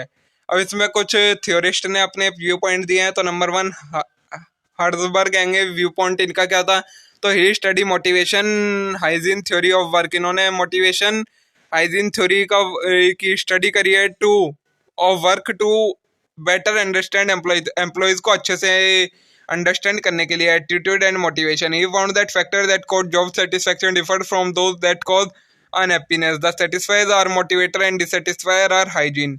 जो सेटिस्फायर होते हैं वो मोटिवेटर्स होते हैं, जो डिससेटिस्फायर होते हैं वो हाइजीन होते हैं। There are two separate human needs. portrayed and physiological demands that can be met with money and activities that promote growth। इन्होंने बताया कि दो तरीके की ह्यूमन की नीड्स होती हैं, एक होती हैं जो मॉनेटरी चीज़ों से फुलफिल की जा सकती हैं, एक होती हैं जो नॉन मॉनेटरी चीज़ों से फुलफिल की जा सकती हैं। सेकेंड है performance. Performance is function of abilities, opportunities, motivation and it's expressed as. Performance क्या होता है? एक फंक्शन होता है किस किस चीज़ का? एबिलिटी का, अपॉर्चुनिटी का और मोटिवेशन का। इसे हम एक्सप्रेस करते हैं P is equal to FAOM। It means performance is directly proportional to ability possessed by individual opportunities and individual may explore and motivation level provided to them। तो एक परफॉर्मेंस किस चीज पर बेस होती है, किस चीज पर बेस्ड होती है? तो किसी इंडिविजुअल की क्या एबिलिटी है, उसे क्या क्या अपॉर्चुनिटीज मिल रही हो, वो कैसे मोटिवेट हो रहा है, उस पर उसकी परफॉर्मेंस बेस करती है। Productivity can be defined in terms of output per employee over a set of period of time. Productivity क्या होता है? तो कोई एम्प्लॉय कितने आउटपुट बना रहा है एक set of period of time में, उसे हम कहते हैं प्रोडक्टिविटी। थर्ड है सिस्टम ऑफ रिवॉर्ड। तो it refers to any form of remuneration और award given to employee at all level in exchange for their work. ये क्या होता है? जब एम्प्लॉय को कोई भी रिम्यूनरेशन या सैलरी मतलब या रिवॉर्ड दिया जाता है, किसके बदले में? उनके वर्क के बदले में, तो उसे हम कहते हैं system of reward. It is established by organisation to reward and inspire employ for their good contribution to organisation growth. ये किस लिए दिया जाता है? कि उन्होंने अच्छा परफॉर्म किया जिससे उनके ऑर्गेनाइजेशन की ग्रोथ हुई है, इसलिए ये उन्हें दिया जाता है। Employee offer a variety of resources such as time, effort, knowledge, skills, energy to organization, and in exchange organization provide benefit like pay raise, bonus, recognition, etc। Employees अपने कई सारे एफर्ट जैसे कि टाइम, कई सारी चीज़ें जैसे कि टाइम्स, एफर्ट्स, नॉलेज, स्किल्स, ये सारे ऑर्गेनाइजेशन को देते हैं और ऑर्गेनाइजेशन उन्हें रिटर्न में ही बेनिफिट्स देता है जैसे कि पे रेज, बोनस, रिकॉग्निशन, ये सारी चीज़ें। अब नेक्स्ट टॉपिक आता है हमारे पास इंटरनेशनलाइजेशन क्या होता है? तो it is a process by which a corporation expand into international market. कोई भी जब एक कॉर्पोरेशन मतलब एक कंपनी इंटरनेशनल मार्केट में अप्रोच करती है तो उसे हम कहते हैं internationalisation. It leads to globalisation. ये किसकी वजह से होता है? ग्लोबलाइजेशन की, which is state in which economic around world become integrated through trade and investment. जो कि किसकी वजह से होता है? ग्लोबलाइजेशन की वजह से। और ग्लोबलाइजेशन में क्या होता है? सभी देश की इकोनॉमी एक दूसरे के साथ इंटीग्रेट करती हैं ट्रेड और इन्वेस्टमेंट के लिए। पर्पस क्या होता है इंटरनेशनलाइजेशन का? तो नंबर वन है एक्सपेंशन। कोई भी बिजनेस इंटरनेशनल लेवल पर क्यों जाएगा? एक्सपेंड करने के लिए अपने आप को। सेकंड है इंक्रीज ब्रांड अवेयरनेस। अपने ब्रांड की अवेयरनेस को बढ़ाने के लिए, ज़्यादा से ज़्यादा लोगों को इसके बारे में पता लगे। थर्ड है कॉस्ट बेनिफिट के लिए, मतलब अगर वो इंटरनेशनल लेवल पर जाएगा तो उसे अच्छी कॉस्ट मिलेगी जिससे उसका प्रॉफिट बढ़ेगा। फोर्थ है एसेस टू न्यू टेक्नोलॉजी। अगर वो इंटरनेशनल लेवल पर जाएगा तो उसे नई नई टेक्नोलॉजी सीखने को मिलेंगी, पाने को मिलेंगी। फिफ्थ है गुडविल एंड इमेज। अपनी गुडविल और इमेज बनाने के लिए। अब नीड क्या होती है इंटरनेशनलाइजेशन की? तो मार्केट ग्रो करने के लिए, हायर प्रॉफिटेबिलिटी, प्रॉफिट ज़्यादा कमाने के लिए, स्मूथ सर्वाइवल, लंबे समय तक चलते रहने के लिए, और कॉम्पिटिटिव एजेस, कंपटीशन करने के लिए। ये सारी नीड्स होती हैं इंटरनेशनलाइजेशन की। प्रोसीजर क्या होता है इंटरनेशनलाइजेशन में? तो नंबर वन, सबसे पहले डिटरमाइन रीजन। सबसे पहले हमें रीजन ढूंढना पड़ता है कि हमें इंटरनेशनलाइजेशन करना क्यों है। फिर अंडरटेक अ शॉर्ट एनालिसिस। फिर शॉर्ट एनालिसिस करना होता है एनवायरनमेंट का, मतलब स्ट्रेंथ, वीकनेस, अपॉर्चुनिटी, थ्रेट्स को समझना होता है। फिर select an offering for foreign market. फिर एक ऑफर को सिलेक्ट करना पड़ता है जो फॉरेन मार्केट में हमें पहुंचाए। फिर हैगा select a market to enter. एक मार्केट को सिलेक्ट करना पड़ता है हमें किस मार्केट में एंटर करना है। फिफ्थ है determine type of market. Types of market को डिटरमाइन करना पड़ता है। और determine time and channel of entry. और टाइम और चैनल को डिसाइड करना पड़ता है एंट्री का। ठीक है, हमने देख लिया इंटरनेशनलाइजेशन क्या होता है। अब आएगा डिजिटलाइजेशन। तो it refers to digital change of society and economy. जब इकोनॉमी या सोसाइटी में कोई भी डिजिटल चेंज होता है तो हम उसे कहते हैं digitalisation. This notation is about transition from individual age of analogue technology to age of information and creativity. ये क्या है? जो पुराने समय में जिस तरीके से इंफॉर्मेशन शेयर होती थी उससे अब चेंज होकर जब टेक्नोलॉजिकल इंफॉर्मेशन शेयर होने लगी है तो उसे हम कहते हैं digitalisation. It result in merging of online and offline. ये क्या होता है? ऑफलाइन को ऑनलाइन में मर्ज कर दिया गया है इसके अंदर। It has impact of disruptive technology and radical shift in several industry. इसका कुछ इंडस्ट्री पर अफेक्ट हुआ है किस वजह से? टेक्नोलॉजी और रेडिएशियल शिफ्ट होने की वजह से। The procedure of transforming information from its original form to digital representation known as digitalisation. ये एक प्रोसीजर होता है किस चीज का? ट्रांसफॉर्म करने का इंफॉर्मेशन को ओरिजिनल फॉर्म से डिजिटल फॉर्म में, मतलब ओरिजिनल जो डॉक्यूमेंट्स हैं उन्हें जब हम डिजिटल फॉर्म में कन्वर्ट कर देते हैं तो वो जो होता है डिजिटलाइजेशन एक तरीके से। This formal display data is in form of bit and bytes. ये किस फॉर्म में मिलता है हमें? बिट और बाइट्स, जो गीगाबाइट्स, टेराबाइट्स, मेगाबाइट्स ये सारी होती हैं, मतलब MB, GB, TB, in form में ये हमें डाटा मिलता है। फंक्शन क्या क्या होते हैं डिजिटलाइजेशन के? तो प्रोसेस इंप्रूवमेंट करता है, रिड्यूस करता है, टाइम कंज्यूमिंग नहीं रहता। इंक्रीज एफिशिएंसी बढ़ा देता है वर्कर के लिए, वर्कर का टाइम कम यूटिलाइज करके। थर्ड है promote accountability, process documentation and transparent workflow, increase and organisation visibility. जब सारी चीजें डिजिटल होंगी तो कोई भी हमारे पास धोखाधड़ी का काम नहीं रहेगा, और धोखाधड़ी का काम नहीं है तो ऑर्गेनाइजेशन की ट्रांसपेरेंसी विजिबल होगी और वो हर किसी को अकाउंटेबल रह सकती है। फोर्थ है रिड्यूस एरर, डिजिटलाइजेशन से एरर कम हो जाते हैं क्योंकि सारा काम मशीन्स के द्वारा किया जाता है।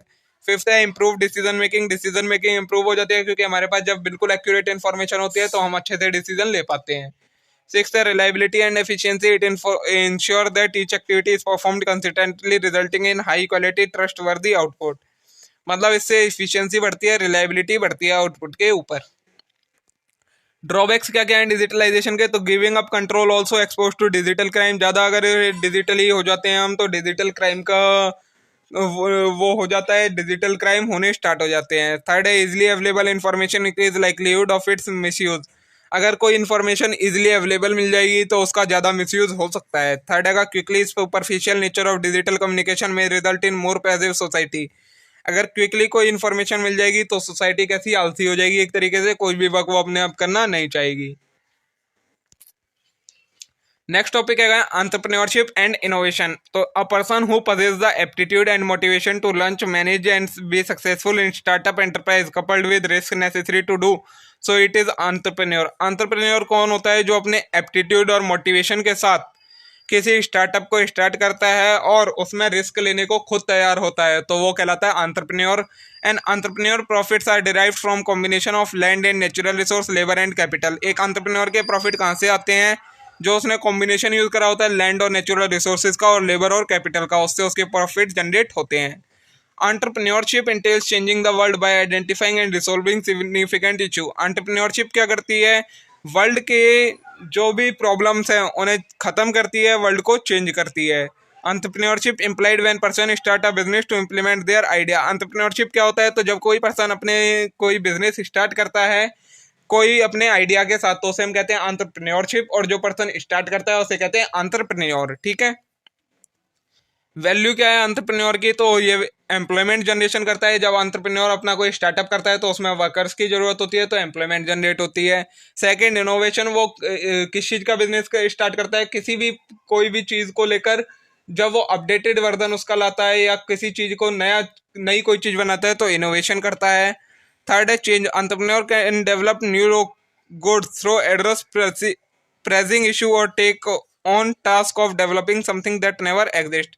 एंटरप्रेन्योर क्या करते हैं? चेंज लाते हैं सोसाइटी के अंदर, नई चीजें लाकर या जो पुरानी चीजें हैं उनमें इनोवेशंस कर कर। फोर्थ है contribution to society, they contribute more taxes. Entrepreneur क्या करते हैं? कंट्रीब्यूट करते हैं सोसाइटी में, कैसे? ज्यादा टैक्स पे कर कर। हायर नेशनल इनकम, ये ही रिस्पॉन्सिबल होते हैं किसी कंट्री की हायर नेशनल इनकम के लिए।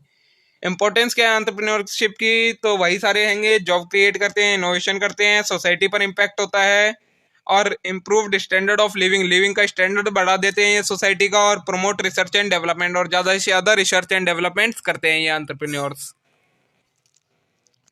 इनोवेशन क्या होता है? तो it is systematic application of idea that result in new type of offering including product, service, process, models.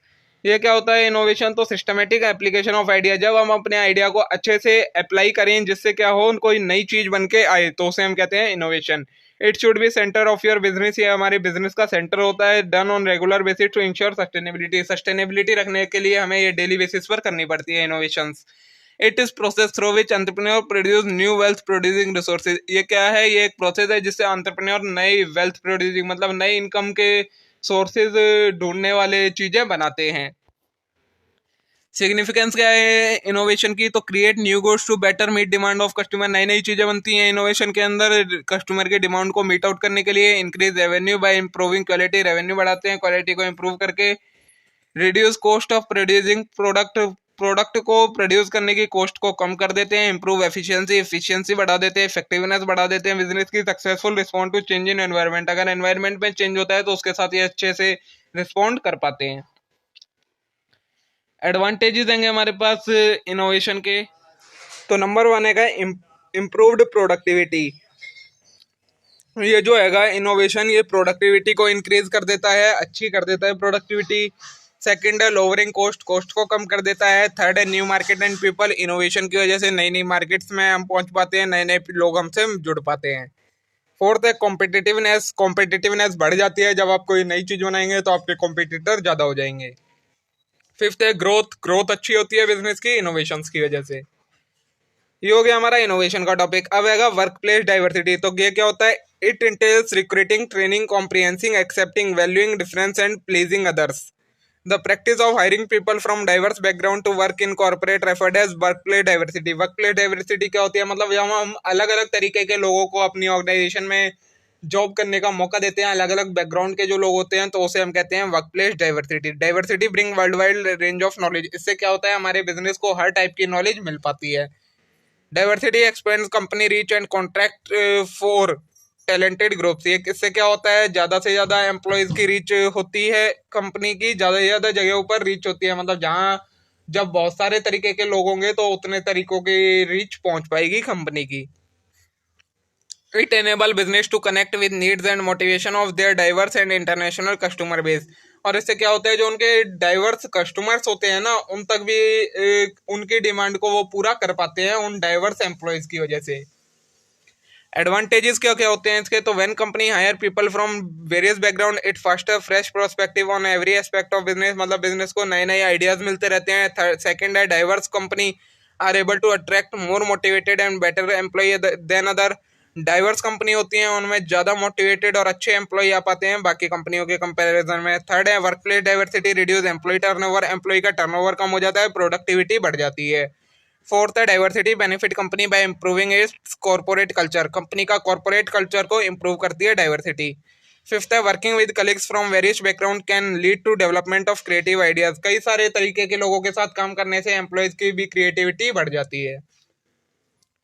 अब आएगा डेमोक्रेसी। डेमोक्रेसी तो आपको सभी को पता ही है, it is a form of government in which elected official government entire population. एक government की फॉर्म है जिसमें जिसको हम चुनते हैं वो कंट्री को चलाता है।